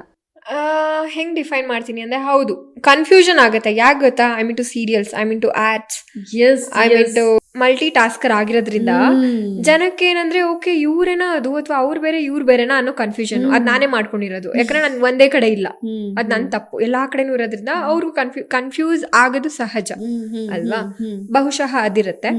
ನನಗೆ ಟ್ರಿಗರ್ ಎಲ್ಲ ಆಗಲ್ಲ. ಆದ್ರೆ ಏನ್ ಗೊತ್ತಾ, ಒಂದು ಮಾತು ಹೇಳಕ್ ಇಷ್ಟಪಡ್ತೀನಿ. ಅರ್ಧಂಬರ್ಧ ಬೆಂದಿರೋ ಅನ್ನನ ಈ ಕಡೆ ತಿನ್ನಕ್ಕೂ ಆಗಲ್ಲ, ಈ ಕಡೆ ಎಸ್ಯಕ್ಕೂ ಆಗಲ್ಲ. ಎಸೆದ್ರೆ ಅದು ಊಟ ಅಯ್ಯೋ ವೇಸ್ಟ್ ಆಗತ್ತಲ್ಲ ಅನ್ನೋ ಮನೋಭಾವನೆ. ತಿಂದ್ರೆ ಆರೋಗ್ಯ ಕೆಡತ್ತೆ. ಒಂದು ಪೂರ್ತಿ ಬೆಂದಾಗ್ಲೇ ಅದಕ್ಕೆ ಪಕ್ವತೆ ಸಿಗುತ್ತೆ. ಸೊ ನಾನೀಗ ಅರ್ಧಂಬರ್ಧ ಬೆಂದಿರೋ ಅನ್ನ ಅಂತ ಹೇಳಕ್ ಇಷ್ಟಪಡ್ತೀನಿ. ನನಗೆ ಫೇಮ್ ಇಲ್ಲ ಅಂತಾನೂ ಅಲ್ಲ, ಇದೆ ಅಂತ ಮಧ್ಯ ಇದೆ. ಅಮೂಲ್ಯ ಅಂದ್ರೆ ಎವ್ರಿವನ್ ನೋಸ್, ಲೈಕ್ ಖಂಡಿತ ಗೊತ್ತು, ಎಲ್ಲೇ ಹೋದ್ರು ಜನ ಗುರ್ತಿಸ್ತಾರೆ. ಒಂದು ನನ್ನರ್ಸಿರಾದೆ ಮೂಲಕ ಗುರ್ತಿಸ್ಬೋದು. ಕೆಲವರು ಅಪರಂಜಿನೂ ಹೇಳ್ತಾರೆ, ಯಾಕಂದ್ರೆ ಅದ್ರಲ್ಲಿ ನಾನು ಹೀರೋಯಿನ್ ಆಗಿದ್ದವಳು. ಅಪರಂಜಿ ಹೇಳ್ತಾರೆ, ನನ್ನರ್ಸಿರಾದೆ ಹೇಳ್ತಾರೆ, ಅಗ್ನಿಸಾಕ್ಷಿನೂ ಹೇಳೋರುಂಟು. ಅಷ್ಟು ಫ್ಯಾನ್ಸ್ ಇದ್ರಲ್ಲ ಅಗ್ನಿಸಾಕ್ಷಿಗೆ, ಅಗ್ನಿಸಾಕ್ಷಿ ಹೇಳೋರುಂಟು. ಭರ್ಜರಿ ಬ್ಯಾಚುಲರ್ಸ್ ಅಂತೂ ಹೇಳ್ತಾರೆ, ಯಾಕಂದ್ರೆ ಅದ್ರಲ್ಲಿ ನಂಗೆ ಸಂಪೂರ್ಣವಾದ ಒಂದು ಫೇಮ್ ಸಿಕ್ಕಿದ್ದು ನಿಜ. ಅದೇ ಹಂಗಾಗಿ. ಬಟ್ ಅದೇ ಇದೆ ಸ್ವಲ್ಪ ನನಗೆ ಅದು ಒಂದು ಇದಂತ ಅಲ್ಲ, ನನ್ನನ್ನ ನಾನು ಅಮೂಲ್ಯ ಏನು, ಅಮೂಲ್ಯವಾದ ನಿಜವಾದ ಒಂದು ಒಳ ಮನಸ್ಸಿಂದ ಅಮೂಲ್ಯ ಏನು ಅನ್ನೋ ಒಂದು ವಾಯ್ಸ್ ರೈಸ್ ಮಾಡ್ಬೇಕು, ಅಥವಾ ಅದ್ ಗೊತ್ತಾಗ್ಬೇಕು ಜನಕ್ಕೆ ನಾನೇನು ಅನ್ನೋ ಅಂಥದ್ದು. ಕೆಲವೊಂದ್ ಕಡೆ ಭರ್ಜರಿ ಬ್ಯಾಚುಲರ್ಸ್ ಅಲ್ಲಿ ನನ್ನನ್ನ ತೋರ್ಸಿದ್ದು ಸೋಬರ್ ಅಂತ ಅನ್ಸುತ್ತೆ. ಯಾಕಂದ್ರೆ ನಾನು, ನೀವು ನೋಡಿರೋ ಮಟ್ಟಿಗೆ ನಾನು ಫುಲ್ ಪಟ ತುಂಬಾ ಆಂಕರ್ ಅಂತ ಬಂದಾಗ ಅದು obviously ಅದು English ಅದು ಮಾತು ಅನ್ನೋದು ಅಲ್ವಾ, ಪಟ ನಾನು ಫುಲ್ ಪಟಾಕಿ. ಇವಾಗಿನಲ್ಲ, ಚಿಕ್ಕ ವಯಸ್ಸಿಂದ ಮನೇಲಿ ಬಿಟ್ರೆ ಸೈಲೆಂಟ್, ಅಂದ್ರೆ ಸ್ಕೂಲಲ್ಲೆಲ್ಲ ವಟ ಮಿಸ್ ಹತ್ರ ಬೈಸ್ಕೋತಿದ್ದು ನಾನು ಜಾಸ್ತಿ, ಹುಷ್ ಅಂತ ಓಡಿಸ್ಕೊಂಡಿರೋದು ಉಂಟು. ಸೊ ಫುಲ್ಲು ಪಟಾಕಿ ನಾನು. ಆಮೇಲೆ ಇನ್ನೊಂದು ನೇರವಾದ ಮಾತು ನಂದು, ನೇರ ದಿಟ್ಟ ನಿರಂತರ ಅಂತ ಹೇಳ್ತಾರೆ, ವೆರಿ ಸ್ಟ್ರೇಟ್ ಫಾರ್ವರ್ಡ್. ಇದು ಸರಿ ಇಲ್ಲ ಅಂದ್ರೆ ಸರಿ ಇಲ್ಲ, ಚೆನ್ನಾಗಿಲ್ಲ ಅಂದ್ರು ನೀನ್ ಸಾಕಾದಾಗ ಕಾಣಿಸ್ತಿದ್ಯಾ ಕಾಣೆ, ಇಲ್ಲ ಚೆನ್ನಾಗ್ ಕಾಣಿಸ್ತಿಲ್ಲ ಕಣೆ, ಆ ತರ ನಾನು ದಿನ ಇದ್ದಂಗೆ ಫಿಲ್ಟರ್ ಇಲ್ದ್ರ ಮಾತಾಡೋ ಹುಡುಗಿ ನಾನು.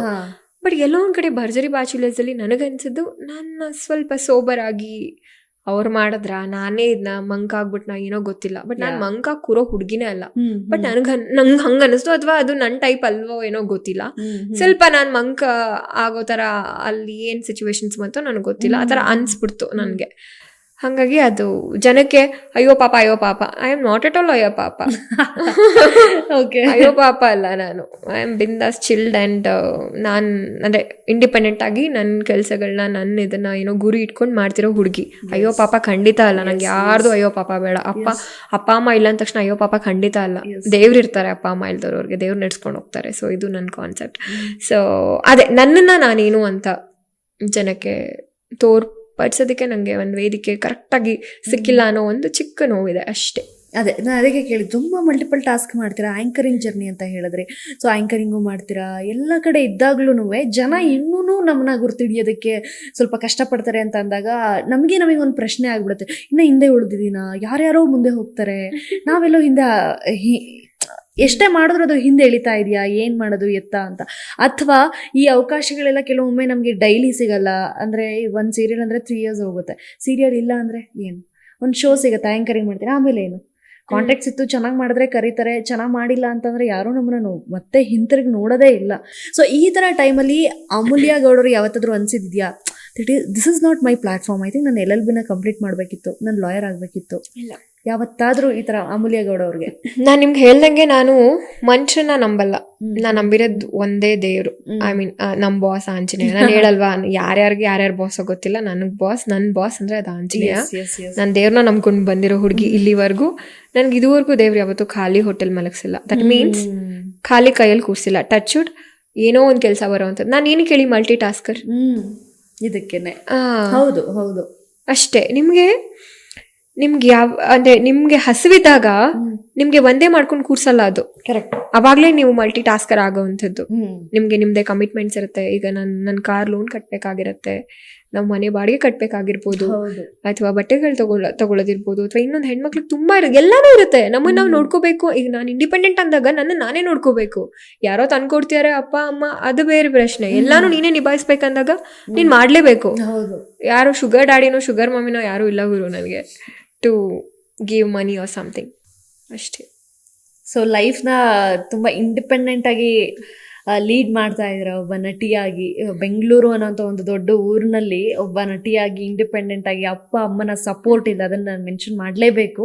ಸೊ ತಂದೆ ತಾಯಿ ಸಪೋರ್ಟ್ ಇಲ್ಲದಲೇ ಜೀವನ ಮಾಡೋದು, that is different kind of task.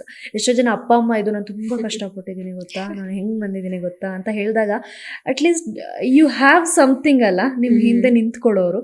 But ಯಾವಾಗ ಅಪ್ಪ ಅಮ್ಮನ ಸಪೋರ್ಟು ನಮಗೆ ಸಿಗ್ದಲೇ ಹೋದಾಗ ಅಂತ ಅನಿಸುತ್ತೆ, ನಮಗೆ ಅನಿಸ್ಬಿಡುತ್ತೆ ನಾನು ರಿಯಲ್ ಹೀರೋ, ನಾನು ಚೆನ್ನಾಗಿ, ನಾನು ನೋಡು ನಾನು ಯಾರು ಸಪೋರ್ಟ್ ಇಲ್ಲಂಗೆ ಬರ್ತಾ ಇದ್ದೀನಿ ಅಂತ.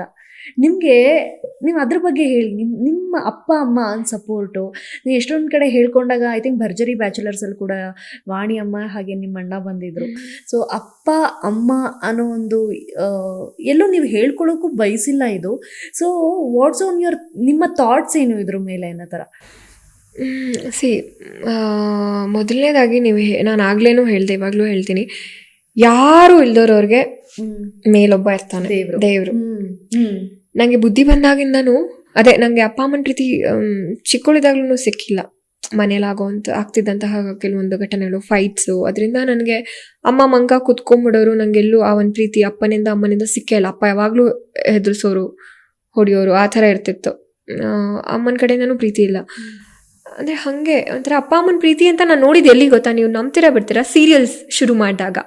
ನಾನು ಫಸ್ಟ್ ಸೀರಿಯಲ್ ಸುಂದರಿ ಅಂತ ಮಾಡಿದಾಗ ಲೂಸ್ ಮಾದ ಯೋಗಿ ಅವರಮ್ಮ ಅಂಬುಜಾ ಅಮ್ಮ ಮತ್ತು ಬಾಲಿ ಸರ್ ಅಂತ ಅವರು ನಮ್ಮ TN ಸೀತಾರಾಮ್ ಅವ್ರ ತಮ್ಮ, ಅವರಿಬ್ರು ನಂಗೆ ಅಪ್ಪ ಅಮ್ಮ ಆಗಿದ್ರು, ಅಂಬುಜಾ ಅಮ್ಮ ಆ್ಯಂಡ್ ಬಾಲಿ ಸರ್. ಅವ್ರ ಮೂಲಕನೇ ನಂಗೆ ಅಪ್ಪ ಅಮ್ಮನ ಪ್ರೀತಿ ಅಂತ ಶುರು ಆಗಿದ್ದು. ಅದಾದಮೇಲೆ ಅಗ್ನಿಸಾಕ್ಷಿಲಿ ವನಿತಾ ವಾಸು ಅವರಮ್ಮ ತಾಯಿ ಪಾತ್ರ ಮಾಡಿದ್ರಲ್ಲ, ಅದರಲ್ಲಿ ಸೀನ್ಸ್ ಬರ್ತಿತ್ತಲ್ಲ ಮಗಳನ್ನ ಪ್ರೀತಿ ಮಾಡೋವಂಥದ್ದು. ಅದಾದ್ಮೇಲೆ ನನ್ನ ರಸಿರಾದಲ್ಲಿ ಸಿ ಕಹಿ ಚಂದ್ರು ಅಪ್ಪ ಮತ್ತು ಹೇಮಾ ಬೆಳ್ಳೂರ್ ಅವರ ಒಂದು ಪ್ರೀತಿ. ಲಿಟ್ರಲಿ ನೀವು ನಂಬಲ್ಲ, ಒಂದು ಸೀನಲ್ಲಿ ಹೆಂಗಿತ್ತಂದ್ರೆ ಅಮ್ಮನ ತೊಡೆ ಮೇಲೆ ನಾನು ಮಲ್ಕೊಂಡಿರ್ತೀನಿ, ಅದು ವ್ಯಕ್ತಪಡಿಸ್ಬೇಕು, ಅದು ಒಂದು ಎಮೋಷನ್ಸ್ ನಂಗೆ ಅದು ಬರ್ತಾ ಇಲ್ಲ. ಯಾಕಂದರೆ ನಂಗೆ ಒಂದು ಅಮ್ಮನ ಪ್ರೀತಿನೇ ಸಿಕ್ಕಿಲ್ಲ ಅಲ್ವಾ. ಅವ್ರು ಏನಮ್ಮ ನಿಮ್ಮ ಅಮ್ಮನ ತೊಡವಲ್ಲಿ ಮಲ್ಕೊಂಡ್ರೆ ಹೆಂಗೆ ಇರ್ತೀಯ ಹಂಗಿರು, ನಾನು ಹೇಳೇಬಿಟ್ಟೆ ನಂಗೆ ಅಮ್ಮ ಇಲ್ಲ ಅಂತ. ಅವ್ರು ಒಂದು ನಿಮಿಷ ಡೈರೆಕ್ಟ್ ಮಂಕಾಗ್ಬಿಟ್ರು. ಆಮೇಲೆ ಬಟ್ ನೀವು ಹೆಂಗೆ ಓವರ್ಕಮ್ ಮಾಡಿದ್ರಿ ಆ ಥರ ಸೀನ್ಸಿಂದ? ಯಾಕೆಂದರೆ ಚೈಲ್ಡ್ಹುಡ್ ಸೀನ್ಸ್ ಏನಿರುತ್ತೆ ಅದು ಯಾವಾಗಲೂ ನಮ್ಗೆ ಇಂಪ್ಯಾಕ್ಟ್ ಮಾಡುತ್ತಂತೆ. ನಾವು ಮುಂದೆ ಬಂದಂಗೆ ನಾವು ಎಷ್ಟೊಂದು ಸಲ ನಾವು ನೋಡಿದಾಗ ಕೆಲವರು ಇಂಟ್ರೋವರ್ಟ್ಸ್ ಅಂತ ಹೇಳ್ತೀವಲ್ವ, ನಾವು ಇಂಟ್ರೋವರ್ಟ್ಸ್ ಅಂತ. ಬಟ್ ಅವ್ರ ಕಾರಣಗಳು ತುಂಬ ಇರುತ್ತೆ. ಬೇರೆಯವರೆಲ್ಲ ಸಿಂಗಲ್ ಆಗಿರ್ತಾರೆ ಅಥವಾ ಒಂಟಿಯಾಗಿರ್ತಾರೆ, ಇಡೀ ಲೈಫ್ನೇ ಒಂಟಿಯಾಗಿ ಕಳಿಬೇಕು. ಬಿಕಾಸ್ ಅದರಿಂದ ತುಂಬ ದೊಡ್ಡ ರೀಸನ್ಸ್ ಇರುತ್ತೆ. ಚೈಲ್ಡ್ಹುಡ್ಡಲ್ಲಿ ಆಗುವಂಥ ಇಂಪ್ಯಾಕ್ಟ್ಸ್ ಏನಿರುತ್ತೆ ಅದೆಲ್ಲ ಕೂಡ ನಮ್ಮ ಮೈಂಡಿಗೆ ಇಂಪ್ಯಾಕ್ಟ್ ಮಾಡೋಕ್ಕೆ ಸ್ಟಾರ್ಟ್ ಮಾಡಿ ಆಮೇಲೆ ನಾವು ಹಾಗೆ ಪರಿವರ್ತನೆಗೊಳ್ಳೋದು ಮುಂದೆ ಬಂದಾಗ.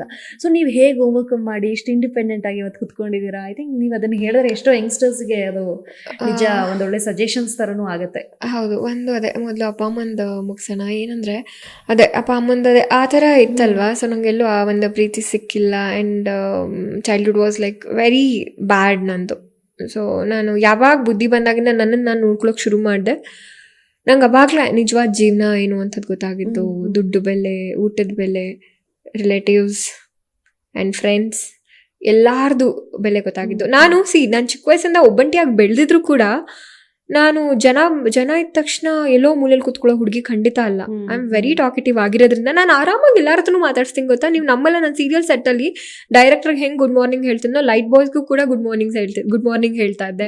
ಅವರು ಕೂಡ ಲೈಟ್ ಬಾಯ್ಸ್ನು ಕೂಡ ಫ್ರೆಂಡ್ ಮಾಡ್ಕೋತಿದ್ದೆ. ನಾನು ಫ್ರೆಂಡ್ಲಿಯಾಗೆ ಮಾತಾಡ್ತಿದ್ದೆ. ಅಣ್ಣ ಏನು ಊಟ ಆಯ್ತಾ, ಹೆಂಗಿದ್ರೆ ನಿಮ್ ಡವ್, ಹಂಗೆ ಯಾರ ಜೊತೆ ನಿಮ್ ಡವ್ ಜೊತೆ ಮಾತಾಡ್ತಿದ್ರ ಫೋನಲ್ಲಿ, ಹೋಗಮ್ಮ ಅಂತ ಅವರು ನೋಡಿ ಹೆಂಗೆ ಕೇಳ್ತೀಯ ಅಂತ.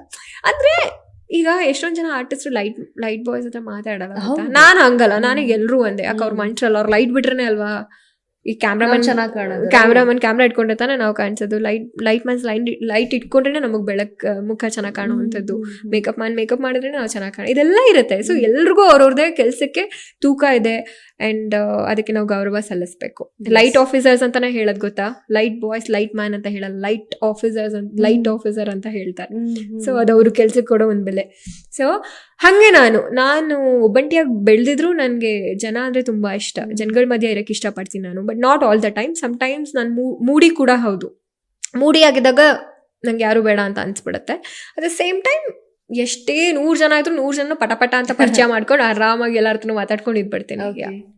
ಸೊ ಹಾಗಾದ್ರೆ ಅಮೂಲ್ಯ ಅವ್ರು ನೀವು ಹೇಳ್ದಂಗೆ ಚೈಲ್ಡ್ಹುಡ್ಡು ಅಷ್ಟು ಗ್ರೇಟಾಗಿ ಇಲ್ಲ ಅಂತ ಅಂದ್ರೂ, ಬಟ್ ಈಗ ನೀವು ಇಂಡಿಪೆಂಡೆಂಟ್ ಆಗಿ ಸಿಕ್ಕಾಬಟ್ಟೆ ಕೆಲಸಗಳನ್ನ ಮಾಡ್ತಿದ್ದೀರಾ, ಒಳ್ಳೆ ಲೈಫ್ನ ಲೀಡ್ ಮಾಡ್ತಾ ಇದ್ದೀರಾ. ಸೊ ಇದಕ್ಕೆ ಎಲ್ಲೋ ಒಂದು ಕಡೆ ಸಪೋರ್ಟ್ ಆಗಿ ನಿಮ್ಮ ಅಣ್ಣ ಕೂಡ ನಿಂತ್ಕೊಂಡ್ರು, ಅಶ್ವಥ್ ಅವರು. ಸೊ ಅವ್ರ ಬಗ್ಗೆ ಹೇಳೋದಾದ್ರೆ ಅಣ್ಣ ಬಗ್ಗೆ ಹೇಳೋದಾದರೆ ಅದೇ ನಾನು ಯಾವತ್ತೂ ಅಣ್ಣಯಿಂದ ಯಾವ ರೀತಿ ಸಹಾಯ ಖಂಡಿತ ಪಡೆದಿಲ್ಲ. 100%. ಕಮೆಂಟ್ ಮಾಡೋರು ಮಾಡ್ಬೋದು, ಓಕೆ ನೀನು ಅವ್ರ ತಂಗಿ ಇವ್ರ ತಂಗಿ, ಇನ್ನೊಂದು ನಿಮ್ಮ ಅಣ್ಣ ಇದ್ದಾರೆ, ತಂಗಿ ಇದ್ದಾಳೆ, ಇನ್ನೊಂದು ಮತ್ತೊಂದು.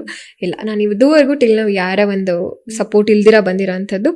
ನಾನು ಗಾಡ್ ಫಾದರ್ ಅಥವಾ ಇಂಡಸ್ಟ್ರಿಗೆ ಇಂಟ್ರಡ್ಯೂಸ್ ಮಾಡಿದಂದ್ರೆ ಅದು V Manohar uncle, music director. Uncle ಹೆಸರು ಹೇಳಕ್ಕೆ ಇಷ್ಟಪಡ್ತೀನಿ.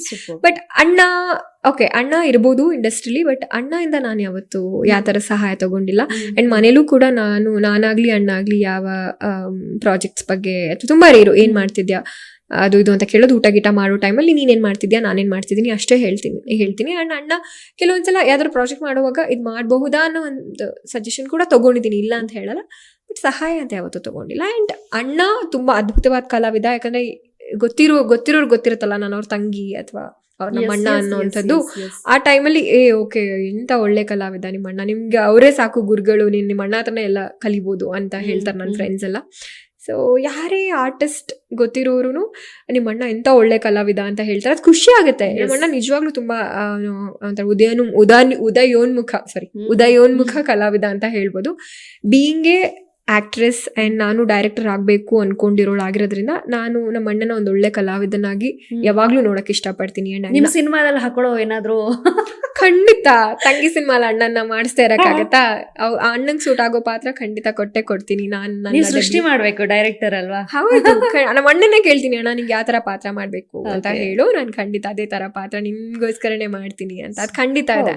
ಆಕ್ಚುಲಿ ಅಣ್ಣಂಗೂ ಆಸೆ ಇತ್ತು ನನ್ನನ್ನು ಹಾಕೊಂಡು ಒಂದ್ ಸಿನಿಮಾ ಮಾಡ್ಬೇಕು ಅನ್ನೋಂಥದ್ದು. ಅವ್ನು ಹೇಳಿದ ನಂಗೆ ಆಸೆ ಇದೆ ಅಂತ, ಗೊತ್ತಿಲ್ಲ ಅದೇನಂತ. ಆಕ್ಚುಲಿ ಅಣ್ಣಂಗೆ ಅನುಬಂಧ ಅವಾರ್ಡ್ಸ್ ಟೈಮಲ್ಲಿ ಅನ್ಸುತ್ತೆ ಯಾವ್ದೋ ಆಂಕರ್ ಕೇಳಿದ್ರು, ನಿಮ್ ತಂಗಿ ಕೂಡ ಆಕ್ಟರು, ನಿಮ್ಗೆ ಏನಾರ ಅಂದ್ರೆ ಒಟ್ಟಿಗೆ ಸ್ಕ್ರೀನ್ ಶೇರ್ ಮಾಡೋ ಇಂಟೆನ್ಷನ್ ಇದೆಯಾ ಅಂತ. ಖಂಡಿತ ಸಿಕ್ಕಿದ್ರೆ ಮಾಡೋಣ ಅಂತ ಅಣ್ಣ ಹೇಳಿದ್ರು. ಇವಾಗ ನಾನು ಅದನ್ನೇ ಹೇಳಕ್ ಇಷ್ಟಪಡ್ತೀನಿ. ನಂಗೆ ಆಕ್ಚುಲಿ ಅಣ್ಣನೊಟ್ಟಿಗೆ ಸ್ಕ್ರೀನ್ ಶೇರ್ ಮಾಡ್ಬೇಕು ಅನ್ನೋದಿದೆ.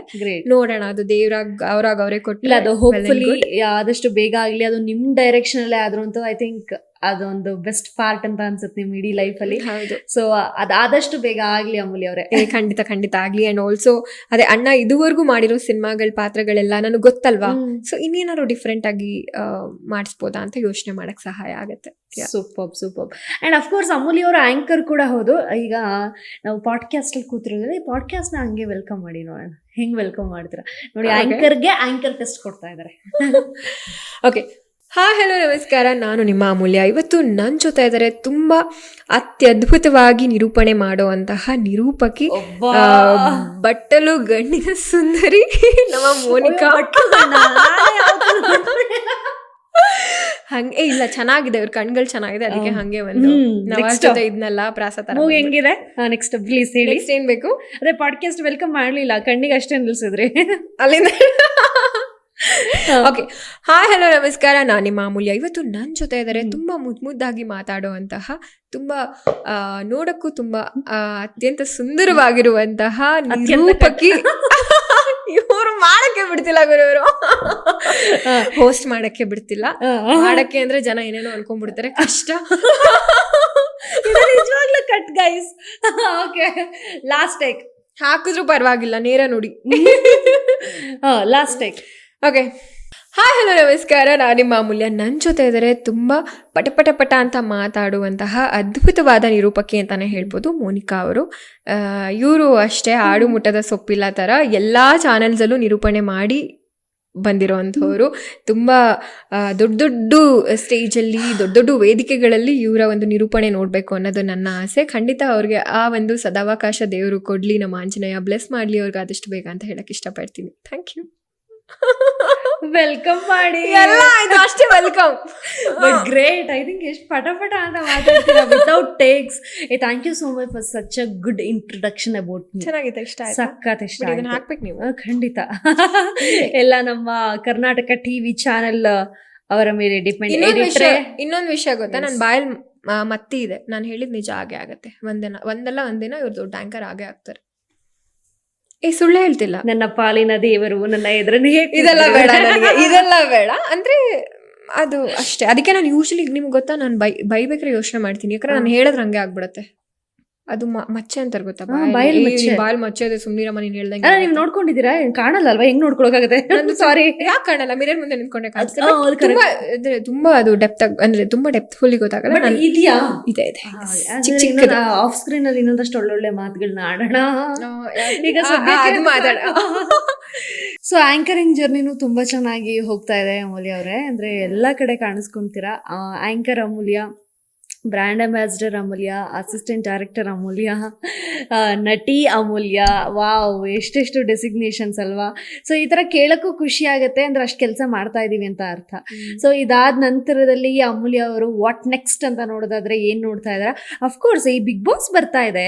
ಎಲ್ಲಾ ಸೀಸನ್ಸ್ ಟೈಮ್ನಲ್ಲೂ ನಮ್ಗೊಂದಷ್ಟು ಸಂಭಾವ್ಯ ಪಟ್ಟಿ ಅಂತ ನಮ್ಮ ಚಾನೆಲ್ಗಳಲ್ಲಾಗಿರ್ಬೋದು ಅಥವಾ ಈ ಪೇಜಸ್ ಸೋಷಿಯಲ್ ಮೀಡಿಯಾದಲ್ಲೆಲ್ಲ ಓಡಾಡುತ್ತೆ. ಸೊ ಅವಾಗ ಆಲ್ಮೋಸ್ಟ್ ನಿಮ್ಮ ಹೆಸರುಗಳನ್ನ ಕೇಳ್ತಾ ಇರ್ತೀವಿ ನಾವು, ಈ ತರ ಅಮೂಲ್ಯ ಅವ್ರು ಬರ್ತಾರೆ ಅನ್ನೋ ತರ. ಸೊ ಆ ತರ ಇದ್ದಾಗ ಈ ಸಲ ಏನಾರು ಬರೋ ಚಾನ್ಸಸ್ ಇದೆಯಾ ಅಂತ. ಅಂಡ್ ಅಫ್ಕೋರ್ಸ್ ನಮ್ಮ ಸುದೀಪ್ ಸರ್ ಮತ್ತೆ ಹೋಸ್ಟ್ ಮಾಡ್ತಾ ಇದ್ದಾರೆ.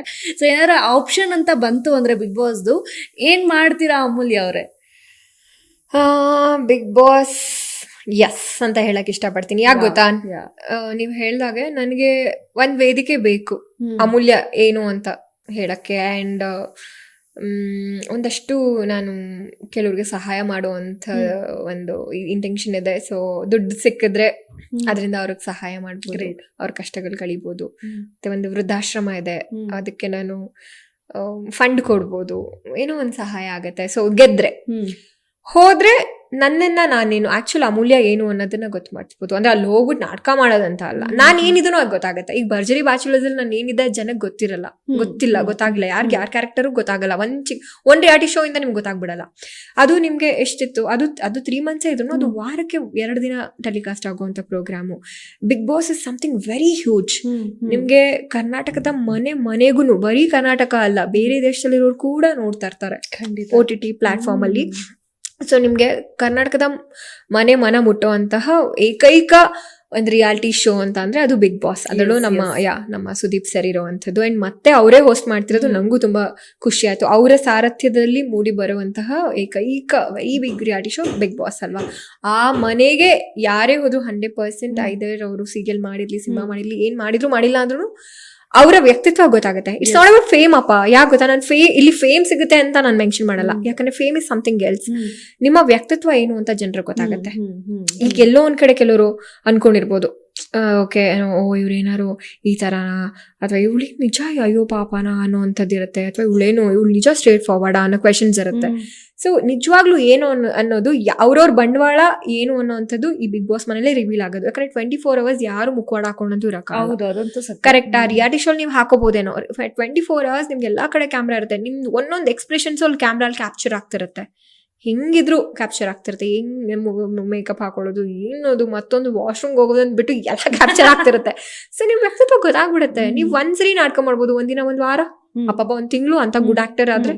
ಆಮೇಲೆ ಆಗಲ್ಲ ನಿಮ್ಗೆ, ನೀವೇ ಬೇಸತ್ತೋಗ್ಬಿಡ್ತೀರಾ. ಕ್ಯಾಮ್ರಾಗಳೇ ಫ್ರೆಂಡ್ಸ್ ಆಗ್ಬಿಟ್ಟಿರ್ತವೆ. ನೀವೇ ನಾನ್ ಹೆಂಗಿದ್ದೀನೋ ಹಂಗಿರ್ತೀನಿ ಗುರು ಅನ್ನೋವಂಥದ್ದು.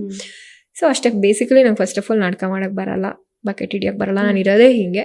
ನಾನು ಅಲ್ಲೂ ಹಂಗೆ ಇರ್ತೀನಿ, ನಂಗೇನು ಡಿಫ್ರೆನ್ಸ್ ಅಂತ ಅನ್ಸಲ್ಲ. ಸೊ ಆ ವೇದಿಕೆ ಸಿಕ್ಕಿದ್ರೆ well and good. May be ಅದು ಪರಿಪೂರ್ಣತೆ ಸಿಕ್ಕಂಗೆ ಅಂತ. Again not for fame. ಯಾಕೆ ಗೊತ್ತಾ, ಈಗ ನಿಮ್ಗೆ 2-3 ರೀಲ್ ಮಾಡಿ ಅದು ವೈರಲ್ ಆದ್ರೂ ಅವ್ರಿಗೆ ಫೇಮ್ ಸಿಗುತ್ತೆ, ಫ್ಯಾನ್ಸ್ ಇರ್ತಾರೆ. ಅದಲ್ಲ, ನಿಮ್ ವ್ಯಕ್ತಿತ್ವನ ತೋರ್ಪಡಿಸೋದಕ್ಕೆ ಒಂದ್ ವೇದಿಕೆ ಅಂತ ಹೇಳಕ್ ಇಷ್ಟಪಡ್ತೀನಿ. ಸಿಕ್ಕಿದ್ರೆ well and good, I will go.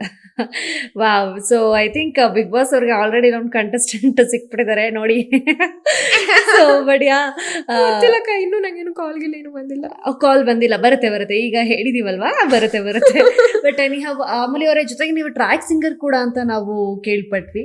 So Kirataka ಮೂವಿನಲ್ಲಿ ಒಂದು ಟ್ರ್ಯಾಕ್ಗೆ ಹಾಡಿರುವಂಥದ್ದು, ಅಂದ್ರೆ ನೀವು ಸಿಂಗರ್ ಕೂಡ ಹೌದು. ಯಪ್ಪ ಏನು ಎಲ್ಲ ಅಮೂಲ್ಯ ಅವರಂದ್ರೆ ಎಲ್ಲ, ಏನಿಲ್ಲ ಟ್ಯಾಲೆಂಟ್ ಅಮೂಲ್ಯ ಅವರಲ್ಲಿ ಎಂಥದಿಲ್ಲ, ಎಲ್ಲರೂ ಇದೆ. ಡ್ಯಾನ್ಸು ಮಾಡ್ತಾರೆ, ಹಾಡು ಆಡ್ತಾರೆ, ಹಿಂಗೇನ್ ಎಲ್ಲ ಇನ್ನೇನೋ ಉಳ್ಸೇ ಇಲ್ಲ. ಸೊ ನೀವೊಂದು ಹಾಡಾಡ್ಬೇಕು ನಮಗೋಸ್ಕರ, ಒಂದು 2 lines. ಇಲ್ಲ, ಏನ್ ಗೊತ್ತಾ ಅಂದ್ರೆ, ನಾನು ನಿಜವಾಗ್ಲೂ ಅಂತ ಅದ್ಭುತವಾದ ಗಾಯಕಿ ಖಂಡಿತ ಅಲ್ಲ. ನಮ್ಮ ನಡುವೆ ತುಂಬಾ ಅದ್ಭುತವಾದ ಗಾಯಕಿಯರಿದ್ದಾರೆ. ಇಲ್ಲ ನಾನು ನಿಜವಾಗ್ಲೂ ನೀವು ಹೇಳಿದ ವಾಪಸ್ ತಗೊಳ್ಳಿ, ನಾನು ಅದ್ಭುತವಾದ ಗಾಯಕಿ ಖಂಡಿತ ಅಲ್ಲ. ಬಟ್ ಇಲ್ಲ, ಹಾಡನ್ನ ಹಾಡಿ ಅದು ಜನಕ್ಕೆ ಪ್ರಸಾರ ಆಗಿದೆ ಅಂದ್ರೆ ಜನ ಇಷ್ಟಪಟ್ಟಿದ್ದಾರೆ ಅಂತಾನೆ ಅರ್ಥ. ಸೊ ಒಂದು 2 lines ನಮಗೋಸ್ಕರ ಕಿರಾತಕ ಮೂವಿದೆ ಹಾಡಿ. ನಿಮ್ ಟ್ರ್ಯಾಕ್ ಸಿಂಗಿಂಗ್ ಏನಿದೆ ಅದನ್ನೇ, ವಾಯ್ಸ್ ಪರವಾಗಿಲ್ಲ, ನಾವು ಅದನ್ನ ಸ್ವಲ್ಪ ಟ್ಯೂನ್ ಅಪ್ ಮಾಡ್ಕೊಂತೀವಿ ಎಡಿಟಿಂಗ್ ಅಲ್ಲಿ. ಓಕೆ ರೆಡಿ, ನೀವು ಹಾಡಿ ಡಮ್ಮ ಡಮ್ಮ ಅಂತ. ಚೆನ್ನಾಗಿರುತ್ತೆ. ಡಮ್ ಅನ್ಬಿಡತ್ತೆ, ನಾ ಭಯ. ಏನು ಡಮ್ ಅನ್ನಲ್ಲ. ನಂಗಿಲ್ಲ, ನಂಗೆ ನಿಜ ಹಾಡು ನೋ ನೀವ್ ಹೇಳ್ಬೇಕು. ಓಕೆ, ನೋಡೋಣ. ಸಣ್ಣ ಪುಟ್ಟ ಅಂತಾನೆ ಶುರು ಮಾಡ್ತೀನಿ, ನೀವು ಬೇಕಾದ್ರೆ ಡಮ್ಮ ಡಮ್ಮ ಹಾಕೊಳ್ಳಿ. ಓಕೆ ರೆಡಿ ಹಾಡ್ಲಾ? ಹಾಡಿ. ಸಣ್ಣ ಪುಟ್ಟ ಕನಸಿಗೆಲ್ಲ ಕಣ್ಣಿನಾಗ ಜಾಗವಿಲ್ಲ, ನಿನ್ನ ಬಿಂಬ ಜಪದಿಂದ ತುಂಬಿಕೊಂಡೈತೆ. ಮೇಷ್ರು ಹೇಳೋ ಪಾಠವೆಲ್ಲ ಕಿವಿಯ ಮ್ಯಾಲೆ ಬೀಳದಲ್ಲ, ನಿನ್ನ ಮಾತೆ ತುಂಬಿ ಮುದ್ದು ಸದ್ದು ಮಾಡೈತೆ. ನಿಂಗೂ ಹಂಗ ಎಲ್ಲಂಗೂ ಹಂಗೆ, ನೀನೇ ನಂಗೆ ದಡ ಬಾರಿಸು ಗಂಗೆ.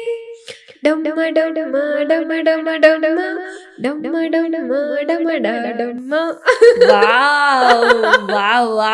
ವಾವ್, ಸೂಪರ್, ಚೆನ್ನಾಗಿ ಹಾಡಿದ್ರಿ, ಸಖತ್ತಾಗಿ ಹಾಡಿದ್ರಿ. ಇಲ್ಲ, ವಾಯ್ಸ್ ಇಷ್ಟು ಕ್ರ್ಯಾಕ್ ಇರುವಾಗ್ಲೇ ಇಷ್ಟು ಚೆನ್ನಾಗಿ ಹಾಡಿದಿರಿ ಅಂದ್ರೆ ಇನ್ನು ಸಖತ್ತಾಗಿದೆ. ಇನ್ನು ಹೇಗೆ ಹಾಡುವುದು, ಚೆನ್ನಾಗಿ ಹಾಡಿಲ್ಲ, ತಡ್ಕೋತದಿಲ್ಲ, ವಾಯ್ಸ್ ಹೋಗ್ಬಿಟ್ಟಿದೆ ನನಗೆ. ಬಟ್ ಟ್ರ್ಯಾಕ್ ಸಿಂಗರ್ ಕೂಡ ಹೌದು, ಏನಿಲ್ಲ ಎಲ್ಲ ಕೂಡ. ಸೊ ನೆಕ್ಸ್ಟ್ ಅಮೂಲ್ಯ ಗೌಡ ಅವರ ಲೈಫಲ್ಲಿ ವಾಟ್ ನೆಕ್ಸ್ಟ್ ಅಂತ ಇದ್ರೆ, ಏನೆಲ್ಲ ಅಪ್ಕಮಿಂಗ್ ಪ್ರಾಜೆಕ್ಟ್ಸ್ ಬರ್ತಾ ಇದೆ, ಸೊ ಅಪ್ಡೇಟ್ಸ್ ಏನಿದೆ? ಒಂದು ನಾನು ನಾಯಕ ನಟಿಯಾಗಿ ಪ್ರಪ್ರಥಮ ಬಾರಿಗೆ ನಟಿಸಿರುವಂತಹ ಸಿನಿಮಾ ಬ್ಲ್ಯಾಕ್ ವರ್ಸಸ್ ವೈಟ್ ಅಂತ. ಫುಲ್ ಪ್ಲಡ್ಜ್ ಹೀರೋಯಿನ್ ಆಗಿ ಆ್ಯಕ್ಟ್ ಮಾಡಿದ್ದೀನಿ. ನನ್ನ ಡೆಬ್ಯೂ ಅಂತಾನೆ ಹೇಳ್ಬೋದು. ರಿಲೀಸ್ಗೆ ರೆಡಿ ಆಗಿದೆ, ರಿಲೀಸ್ ಆಗಬೇಕು. ಆ್ಯಂಡ್ ಅದ್ಭುತವಾದಂತಹ ಹಾಡುಗಳಿದೆ. ಒಂದು ಹಾಡು ಬಂದು ಸಂತೋಷ್ ವೆಂಕಿ ಅವ್ರು ಹಾಡಿರೋದು. ಈ ಸುಬ್ಲಕ್ಷ್ಮಿ ಆರಾಮಾಗಿ ಸುಬ್ಲಕ್ಷ್ಮಿ ಆ ಹಾಡು ಹಾಡಿದಾರಲ್ಲ, ಅವರು ಸಂತೋಷ್ ವೆಂಕಿ ಅವರು ಹಾಡಿದ್ದಾರೆ. ಇನ್ನೊಂದು ಹಾಡಿದೆ, ಆ ಹಾಡು ರಿವೀಲ್ ಮಾಡೋಕ್ಕಲ್ಲ, ಬಟ್ ಆ ಹಾಡು ಸ್ಯಾಡ್ ಸಾಂಗ್. ಆ ಹಾಡನ್ನ ಹಾಡಿರೋದು ಶ್ರೀಲಕ್ಷ್ಮಿ ಬೆಳಮಣ್ಣು. ಕಡಲನು ಕಾಣ ಹೊರಟಿರೋ ಒಂದು ಹಾಡಿದೆ ಗೊತ್ತಾ, ಸಪ್ತಸಾಗರದ ಆಚೆ ಎಲ್ಲೋ ಸಿನಿಮಾ ಅದು. ಆ ಹಾಡನ್ನ ಹಾಡಿರೋ ಸಿಂಗರ್ ಹಾಡಿರೋದು ನನ್ನೊಂದು ಸ್ಯಾಡ್ ಸಾಂಗು ಸೋಲು. 2 ಹಾಡುಗಳು ಒಂಥರ ಚೆನ್ನಾಗಿದೆ. ಸೊ ವೆಯ್ಟ್ ಮಾಡ್ತಿದ್ದೀನಿ ಸಿನಿಮಾ. ಅಪ್ಕಮಿಂಗ್ ಪ್ರಾಜೆಕ್ಟ್ ಇಸ್ ನಿಮ್ಮ ಹೊಸ ಡೆಬ್ಯೂ ಸಿನಿಮಾ. ಹೌದು. ಸೊ ನಿಮ್ಗೆ ಒಳ್ಳೇದಾಗ್ಲಿ. ನೀವೇನ್ ಅನ್ಕೊಂಡಿದೀರಾ, ಅಮೂಲ್ಯಾಗ ಏನ್ ಸಿಗ್ಬೇಕು ಅಂತ ಆಸೆ ಪಡ್ತಾ ಇದ್ರೆ ಅದೆಲ್ಲವೂ ಕೂಡ ಈ ಸಿನಿಮಾಯಿಂದ ನಿಮ್ಗೆ ಸಿಗ್ಲಿ ಅಂತ ನಾವು ಕೂಡ ಆಶಿಸ್ತೀವಿ. ಸೊ ಓವರ್ ಆಲ್ ನಿಮ್ಗೆ ಹೇಗೆ ಅನ್ನಿಸ್ತು ನಿಮ್ಮ ಜರ್ನಿಯನ್ನ ಮತ್ತೊಮ್ಮೆ ನೋಡಿದ್ದಕ್ಕೆ? 1 hour ಇಂದ ನಾವು ಮಾತಾಡ್ತಾ ಇದ್ದಾಗ ಓವರ್ ಆಲ್ ಜರ್ನಿನ ನೀವು ಒಂದ್ ಸೆಕೆಂಡ್ ಹಿಂಗ್ ಬಂದು ಹೋದಂಗಾಯ್ತು. ಸೊ ಹೇಗೆ ಅನ್ನಿಸ್ತು ನಿಮ್ಗೆ? ಹೌದು. ಬಟ್ ಅದೇ ಪ್ರಶ್ನೆಗಳು ತುಂಬಾ ಇದ್ರಿಂದ ನಾನು ಯಾವ್ದಕ್ಕೆ ಎಷ್ಟೆಷ್ಟು ಉತ್ತರ ಕೊಟ್ಟಿದ್ದೀನಿ ಅನ್ನೋದು ಖಂಡಿತ ಗೊತ್ತಿಲ್ಲ. ಯಾಕಂದ್ರೆ ಒಂದು ಮಾತಾಡೋವಾಗ ಇನ್ನೊಂದಕ್ಕೆ ಶಿಫ್ಟ್ ಆಗೋದುಂಟು. ಸ್ವಲ್ಪ ಆಯ್ತು ಅನ್ಕೋತೀನಿ ನನಗೆ, ನಾನು ಮಾತಾಡೋವಾಗ. ಅದು ಹೊರತುಪಡಿಸಿ ಜರ್ನಿ ನಿನ್ಸ್ಕೊಂಡಾಗ ಖುಷಿ ಆಗತ್ತೆ. ಬಟ್ ಇನ್ನೂ ಮಾಡೋವಂಥ ತುಂಬಾ ಇದೆ. ಏನ್ ಗೊತ್ತಾ, ಖಂಡಿತ ಮಾಡ್ತಾ ಇದ್ರೆ ಮಾಡ್ತಾನೇ ಇರ್ತೀವಿ ನಾವು. ನಿಂತ್ಕೊಂಬಾರ್ದು ಅಯ್ಯೋ ಇಷ್ಟ ಆಯ್ತಪ್ಪ ಸಾಕು ಅಂತ. ಆಕ್ಚುಲಿ ಅಂದ್ರೆ ನಟನೆಗೆ ಅಥವಾ ಯಾವುದೇ ಒಂದು ಸಾಧನೆಗೂ ಕೊನೆ ಅನ್ನೋದು ಇಲ್ವೇ ಇಲ್ಲ. ಸಾಧನೆ ನೆವರ್ ಎಂಡಿಂಗ್, ಮಾಡ್ತಾನೆ ಇರ್ಬೇಕು. ಇದು ಮಾಡ್ಬಿಟ್ಟಿದೀನಿ ಅಂತ 2 ಕೋಡ್ ಬರ್ಸ್ಕೊಂಡು ಕಿರೀಟ ಇಟ್ಕೊಂಡು ಹೋಗೋದಲ್ಲ. ಏನ್ ಮಾಡಿದ್ರು ಏನ್ ಮಾಡಿಲ್ಲ ಅಂದ್ರೂ ಏನೂ ಮಾಡಿಲ್ಲ, ನನ್ಗೇನು ಗೊತ್ತಿಲ್ಲ ಅನ್ನೋ ಥರನೇ ಇರಬೇಕು. ಅದೇ ನಿಜವಾದ ಬೆಳವಣಿಗೆ ನನ್ನ ಪ್ರಕಾರ. ಒಂದು ಕಲಾವಿದಂಗೆ ಯಾವತ್ತೂ ಅಹಂ ಅನ್ನೋದು ಬರಲೇಬಾರ್ದು, ಆ ಕೋಡು ಕಿರೀಟ ಬರಲೇಬಾರ್ದು. ಮಾಡ್ಕೊಂಡು ಹೋಗ್ತಾ ಇರ್ಬೇಕು. ನಮ್ಮ ಕೆಲಸ ನಾವು ಮಾಡ್ಕೊಂಡು ಹೋಗ್ತಾ ಇರ್ಬೇಕು. ನಮ್ಮ ದಾರಿಲಿ ಏನ್ ಸಿಗುತ್ತೋ ತಗೋಬೇಕು, ಮಾಡ್ಬೇಕು. ಎಲ್ಲೂ ಅದು ಅಹಂಕಾರ ಅನ್ನೋ ಪರಮಾವಧಿ ಬೆಳೆಸ್ಕೋಬಾರ್ದು ಅಷ್ಟೇ. ಅಪ್ಪ ಅಮ್ಮ ಎಷ್ಟು ಮುಖ್ಯ ಆಗ್ತಾರೆ ಗೊತ್ತಾ. ನಿಮ್ಗೆ ಈಗ ಒಂದು ಮನೆ ಕಟ್ಟುವಾಗ ಅಥವಾ ಏನೋ ಒಂದು ನೀವು ಕನ್ಸ್ಟ್ರಕ್ಟ್ ಮಾಡ್ತಿದ್ರೆ ಅಂದಾಗ ಪಿಲ್ಲರ್ಸ್ ಅನ್ನೋ ತುಂಬಾ ಇಂಪಾರ್ಟೆಂಟ್, ಅಥವಾ ಬೇಸ್ ಅನ್ನೋ ತುಂಬಾ ಮುಖ್ಯ ಆಗುತ್ತೆ. ಸೊ ನನ್ನ ಪ್ರಕಾರ ಅಪ್ಪ ಅಮ್ಮ ಅನ್ನೋ ಒಂಥರು 2 ಪಿಲ್ಲರ್ಸ್ ಇದ್ದಂಗೆ.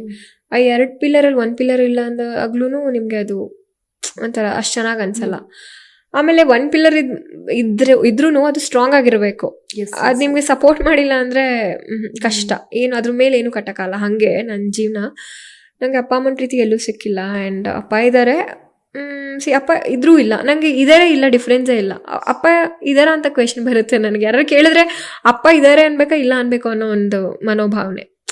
ಅಂದರೆ ಆ ಥರದ್ದೇನು ನನಗೆ ಆ ಪ್ರೀತಿ ಬೆಂಬಲ ಸಿಕ್ಕಿಲ್ಲ ನನಗೆ ಯಾವತ್ತೂ ಅಪ್ಪನ ಕಡೆಯಿಂದ. ಸೊ ನನಗೆ ಬುದ್ಧಿ ಬಂದಾಗಿಂದ ನಂದು ಖರ್ಚು ವೆಚ್ಚಗಳು ಇನ್ನೊಂದು ಇರ್ಬೋದು, ಎಲ್ಲ ನಾನೇ ನೋಡ್ಕೊಂಡು ಬೆಳೆದಿರೋದು.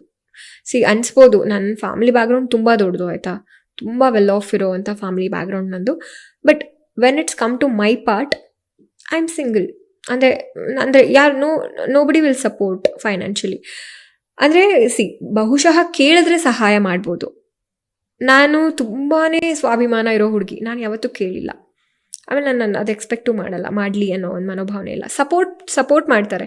ನಾನು ಏನೇ ಪ್ರಾಜೆಕ್ಟ್ ಮಾಡಿದ್ರು, ಏನೇ ಇದು ಮಾಡಿದ್ರು ಹೇಳಿದಾಗ ನಮ್ಮ ಅತ್ತೆ ಇರ್ಬೋದು, ನನ್ನ ಕಸಿನ್ಸ್ ಎಲ್ಲ ಸಪೋರ್ಟಿವ್ ಇದ್ದಾರೆ. ಬಟ್ ನಾನು ಯಾವತ್ತೂ ಯಾರ ಹತ್ರನೂ ₹1 ಕೊಡಿ, ನನಗೆ ಕಷ್ಟ ಇದೆ ಅಂತ ಯಾರ ಹತ್ರನೂ ಕೈ ಚಾಚಿಲ್ಲ.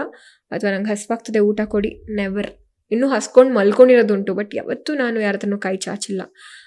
ಈಗ ಒಂದು ಕಾರ್ ತೊಗೊಂಡಿರೋದಿರ್ಬೋದು, ಇನ್ನೊಂದು ಮತ್ತೊಂದು ಏನೇ ಇರ್ಬೋದು, ಎಲ್ಲ ಸ್ವಂತ ಸಂಪಾದನೆ. ಬಟ್ ಜನ ಏನು ಗೊತ್ತಾ, ನಿಮಗೆ ಜನ ಅನ್ಕೊಳ್ಳೋದೇನು ಗೊತ್ತಾ, ಓಕೆ ಪೇರೆಂಟ್ಸ್ ಸಪೋರ್ಟ್ ಇಲ್ಲ, ಪೇರೆಂಟ್ಸ್ ಇಲ್ಲ, ಅಥವಾ ಒಬ್ಬರೇ ಬದುಕ್ತಿದ್ದಾರೆ ಇಂಡಿಪೆಂಡೆಂಟ್ ಆಗಿ ಅಂತ ಅಂದಾಗ ಜನದ ತಲೆಗೆ ತುಂಬ ಬರುತ್ತೆ. ಬಟ್ ನನ್ನ ವಿಚಾರದಲ್ಲಿ ಥ್ಯಾಂಕ್ಫುಲಿ ಯಾರೂ ಆ ಥರ ಏನೂ ಮಾತಾಡಿಲ್ಲ. ಬಟ್ ಕೆಲವೊಂದು ಹೆಣ್ಮಕ್ಳು ನಾನು ನೋಡ್ತಾ ಇರ್ತೀನಿ ಸೋಷಿಯಲ್ ಮೀಡಿಯಾಲಿ, ಒಂದಷ್ಟು ಜನ ಕಲಾವಿದೆಯರು ಏನೋ ತೊಗೊಂಡಾಗ ಮೆನ್ಷನ್ ಮಾಡಿರೋವಂಥದ್ದು, ಪಾಪ ಯಾರೋ ಪೊಲಿಟಿಷಿಯನ್ ಇದ್ದಾರೆ ಇವ್ರ ಹಿಂದೆ ಅನ್ನೋವಂಥದ್ದು, ಅಥವಾ ಯಾರೋ ಸ್ಟಾರ್ ಇದ್ದಾರೆ, ಇನ್ನೊಂದಿದ್ದಾರೆ. ಅದೆಲ್ಲ ಬೇಡ ಅಂತ ಅನ್ಸುತ್ತೆ. ನಿಮ್ಗೆ ಇಂಡಿಪೆಂಡೆಂಟಾಗಿ ಯಾರೋ ಅಪ್ಪ ಅಮ್ಮ ಇರಲಿ, ಅಪ್ಪ ಅಮ್ಮ ಇಲ್ಲದೇ ಇರಲಿ, ಹೆಂಗೋ ಏನೋ ಕಾರ್ ತೊಗೊಂಡ್ರು, ಮನೆ ಕಟ್ಸಿದ್ರು, ಏನೋ ಅಂದಾಗ ನಿಮ್ಗೆ ಹೆಂಗೆ ಗೊತ್ತು? ಇವಾಗ ನಿಮಗೆ ಹಲವಾರು ಸೌಲಭ್ಯಗಳಿದೆ. ಬ್ಯಾಂಕಿಂದ ಲೋನ್ ಸಿಗುತ್ತೆ, 0 ಪೇಮೆಂಟ್. ನಿಮಗೆ ಕೆಲವೊಂದು ಪ್ರೈವೇಟ್ ಸೆಕ್ಟರ್ ಕಡೆಯಿಂದ ದುಡ್ಡು ಕೊಡ್ತಾರೆ.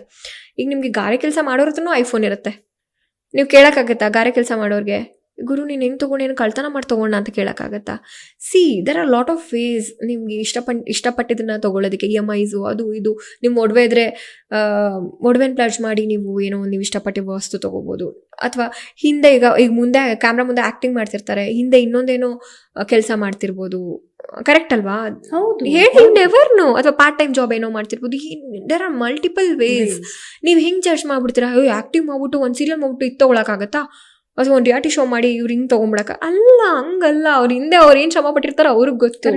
ಜಡ್ಜ್ ಮಾಡಬೇಡಿ ಯಾರನ್ನು ಅಂತ ಹೇಳಕ್ ಇಷ್ಟಪಡ್ತೀನಿ ನಾನು. ಅಪ್ಪ ಅಮ್ಮ ಇಲ್ಲ ಅಥವಾ ಅಪ್ಪ ಅಮ್ಮ ಇದ್ದಾರೆ ಇಲ್ಲ, ಅದೆಲ್ಲ ಸೆಕೆಂಡ್ರಿ. ಏನೋ ತಗೊಂಡ ತಕ್ಷಣ ಜಡ್ಜ್ ಮಾಡಬೇಡಿ. In especially when it's come to independent women ಅಂತ ಬಂದಾಗ ಹೆಂಗೆಂಗೋ ಬದುಕ್ತಿದ್ದಾರೆ. ನೋ, ಆ್ಯಕ್ಚುಲಿ ಅಪ್ಪ ಅಮ್ಮ ಇರೋರ್ಗಿಂತನೂ ಸಭ್ಯತೆಯಿಂದ ಬದುಕೋರು ಯಾರೂ ಇಲ್ಲದೆ ಇರೋರು ಸಭ್ಯತೆಯಿಂದ ಬರ್ತಾರೆ. ನೀವು ನಮ್ಮಲ್ಲ, ಇವಾಗಲೂ ನಂಗೆ ಅಪ್ಪ ಅಮ್ಮ ಇಲ್ಲ ಅನ್ನೋದು ಇದ್ರೂ ಅಷ್ಟೇ ಇಲ್ದೋದ್ರೂ ಅಷ್ಟೇ ಅದು ಹೊರತುಪಡಿಸಿ ನನ್ನ ಮನೆಗೆ ನಾನೇ ಒಂದು ಟೈಮ್ ಲಿಮಿಟ್ ಇಟ್ಕೊಂಡಿದ್ದೀನಿ. 10 ಗಂಟೆ ಒಳಗಡೆ ಮನೆಗೆ ಬರಬೇಕು. ಅಬ್ಬಬ್ಬ ಶೂಟಿಂಗ್ ಇದ್ರೆ ಓಕೆ, ಏನು ಮಾಡೋಕ್ಕಲ್ಲ, ಲೇಟ್ ನೈಟ್ ಆಗುತ್ತೆ. ಅದು ಹೊರತುಪಡಿಸಿ ನಾನೆಲ್ಲರೂ ಹೊರಗೆ ಹೋಗ್ತೀನಿ ಅಂದರೆ ಇಷ್ಟೊತ್ತಿಗೆ ಮನೆ ಒಳಗಡೆ ಬರಬೇಕು. ಇಷ್ಟೊದ ಮೇಲೆ ಯಾರ ಜೊತೆ ಕಾಲಲ್ಲಿ ಮಾತಾಡಬಾರ್ದು. ಇದೆಲ್ಲ ಇದೆ. ನನ್ನ ನಂಬರ್ ಸುಮ್ಮನೆ ಯಾರ್ಯಾರಿಗೂ ಕೊಡಲ್ಲ. I don't have boyfriends. ತುಂಬ ಜನ boyfriends in the sense ಹುಡುಗರು ಫ್ರೆಂಡ್ಸು ನಂಗೆ ತುಂಬ ಕಡಿಮೆ. ಎಲ್ಲೋ 3 ಮತ್ತೊಂದು ಜನ ಬಿಟ್ಟರೆ ಬೆಸ್ಟ್ ಫ್ರೆಂಡ್ಸ್ ಅಂತ ಎಲ್ಲ ಲಿಮಿಟೆಡ್. ಆ್ಯಂಡ್ ನಂಗೆ ಮ್ಯಾಟರ್ ಆಗೋದು ವೈಬು. ನನಗೆ ವೈಬ್ ಮ್ಯಾಚ್ ಆಗಿಲ್ಲ ಅಂದರೆ ನಾನು ಸೀನೇ ಇಲ್ಲ. ಅವ್ರನ್ನೆಲ್ಲ ಎಲ್ಲ ಸಿಕ್ಪಕ್ದವ್ರನ್ನೆಲ್ಲ ನನ್ನ ಹಾರ್ಟ್ಗೆ ತಲೆಗೆ ಬಿಟ್ಕೊಳ್ಳಲ್ಲ ನಾನು. ಅದಕ್ಕೆ ಎಲ್ಲಾರ್ದು ಮಾತಾಡಿಸ್ತೀನಿ. ಮನ್ಸಿಗೆ ಬಿಟ್ಕೊಳ್ಳೋಕೆ ಬೆರಳೆಣಿಕೆ ಅಷ್ಟೇ. I think that's how independent women live ಅಂತ ಅನ್ಸುತ್ತೆ. ಸೊ ನಮ್ಗೆ ನಾವು ಒಂದು ಪ್ರೋಟೋಕಾಲ್ ಹಾಕೊಂಡಾಗ ನಮ್ಗೆ ಆದಂತ ಒಂದು ಜವಾಬ್ದಾರಿಗಳಿದೆ ಅಂತ ಅರ್ಥಕೊಂಡಾಗ ಇದೆಲ್ಲ ಇನ್ವಾಲ್ವ್ ಆಗುತ್ತೆ. ಹೌದು, ಎಕ್ಸಾಕ್ಟ್ಲಿ. ಸೊ ಆಮೇಲೆ I think you are the best ಅಂತ ಅನ್ಸುತ್ತೆ. ಇಂಡಿಪೆಂಡೆಂಟ್ ವಿಮೆನ್ ಆಗಿ ಇಷ್ಟು ಅದ್ಭುತವಾಗಿ ಲೈಫ್ ನ ಲೀಡ್ ಮಾಡ್ತಾ ಇದ್ದೀರಾ ನೀವು. And sorry for the interrupt. ಇನ್ನೊಂದೇನಂದ್ರೆ, ನೀವು ಹೇಳಿದ್ರಿ ಗೊತ್ತಾ, ಹೀರೋಯಿನ್ ಸೀರಿಯಲಲ್ಲೋ ಸಿನಿಮಾಲೋ ಹೀರೋಯಿನ್ ಆಗೋದಲ್ಲ. ರಿಯಲ್ ಲೈಫಲ್ಲಿ I am really proud of myself. Real ಲೈಫಲ್ಲಿ ನನಗೆ ನಾನೇ ಹೀರೋಯಿನ್. ಯಾಕೆ ಗೊತ್ತಾ, ಸ್ಕ್ರಾಚ್ ಇಂದ ನಿಮ್ಮನ್ನ ನೀವು ಬಿಲ್ಡ್ ಮಾಡ್ಕೊಂಡು ಎಲ್ಲಾನು ಮಾಡ್ಕೊಳ್ಳೋ ಅಂಥದ್ದು ಗೊತ್ತಾ, ನಿಮಗೆ ನೀವೇ. ಅದು ತುಂಬಾ ಕಷ್ಟ. ಸೊ ನನ್ನ ಲೈಫಲ್ಲಿ ನಾನು ಹೀರೋಯಿನ್. ಎಲ್ಲೋ ಹೋಗ್ಬಿಟ್ಟು ನಾನು ಯಾವುದೋ ಸಿನಿಮಾಲೋ ಅಥವಾ ಸೀರಿಯಲಲ್ಲೋ ಹೀರೋಯಿನ್ ಆಗಿ ನಾನು ಜನಕ್ಕೆ ತೋರ್ಪಡಿಕೆ ಬೇಡವೇ ಬೇಡ. ನನಗೆ ನಾನು ಹೀರೋಯಿನ್. ಆಲ್ರೆಡಿ ನಾನು ಹೀರೋಯಿನ್, ಆಲ್ರೆಡಿ ನಾನು ಡೈರೆಕ್ಟರ್. ನನ್ನ ಲೈಫ್ನ ನಾನು ರೂಪಿಸ್ಕೊಂಡಿದ್ದೀನಿ, ನಾನು ಡೈರೆಕ್ಟರ್. ನಾನು ಬದುಕ್ತಿದ್ದೀನಿ, ನಾನು ಹೀರೋಯಿನ್ ಅಷ್ಟೇ. ಸೊ ನೀವು ಡೈರೆಕ್ಟ್ ಮಾಡಿದಾಗ ನಿಮ್ಮ ಲೈಫನ್ನ ನೀವೇ ಒಂದು ಡೈರೆಕ್ಷನ್ ಮಾಡೋ ಥರ ಆಗಲಿ ಆದಷ್ಟು ಬೇಗ. But best of luck Amulya ಅವರೇ. ಐ ಥಿಂಕ್ ತುಂಬ ಒಳ್ಳೊಳ್ಳೆ ವಿಷಯಗಳನ್ನ ನಾವಿಲ್ಲಿ ಮಾತಾಡಿದ್ವಿ. So all the very best. ತಮಗೆ ಒಳ್ಳೇದಾಗಲಿ. ನಿಮ್ಮ ಲೈಫಲ್ಲಿ ಮತ್ತಷ್ಟು ಹೆಚ್ಚು ಅವಕಾಶಗಳು ನಿಮ್ಮ ಪಾಲಿಗೆ ಬರಲಿ. Thank you Monika. ನೀವು ಕೂಡ ಅದ್ಭುತವಾದಂತಹ ನಿರೂಪಕಿ. ನಾನು ನೋಡಿರೋ ಮಟ್ಟಿಗೆ ಎಷ್ಟೋ ವರ್ಷದಿಂದ ನೋಡ್ತಿದ್ದೀನಿ ಇವ್ರನ್ನ. ತುಂಬ ಚೆನ್ನಾಗಿ ನಿರೂಪಣೆ ಮಾಡ್ತಾರೆ. ಸೊ ಅಂದರೆ ಈ ಥರ ನಿರೂಪಕರಿಗೆ ಯಾರ್ಯಾರಿದ್ದಾರೋ ಒಂದಷ್ಟು ಜನ ಟ್ಯಾಲೆಂಟೆಡ್ ನಾನು ನೋಡಿರೋ ಮಟ್ಟಿಗೆ ತುಂಬ ಜನ ಇದ್ದಾರೆ.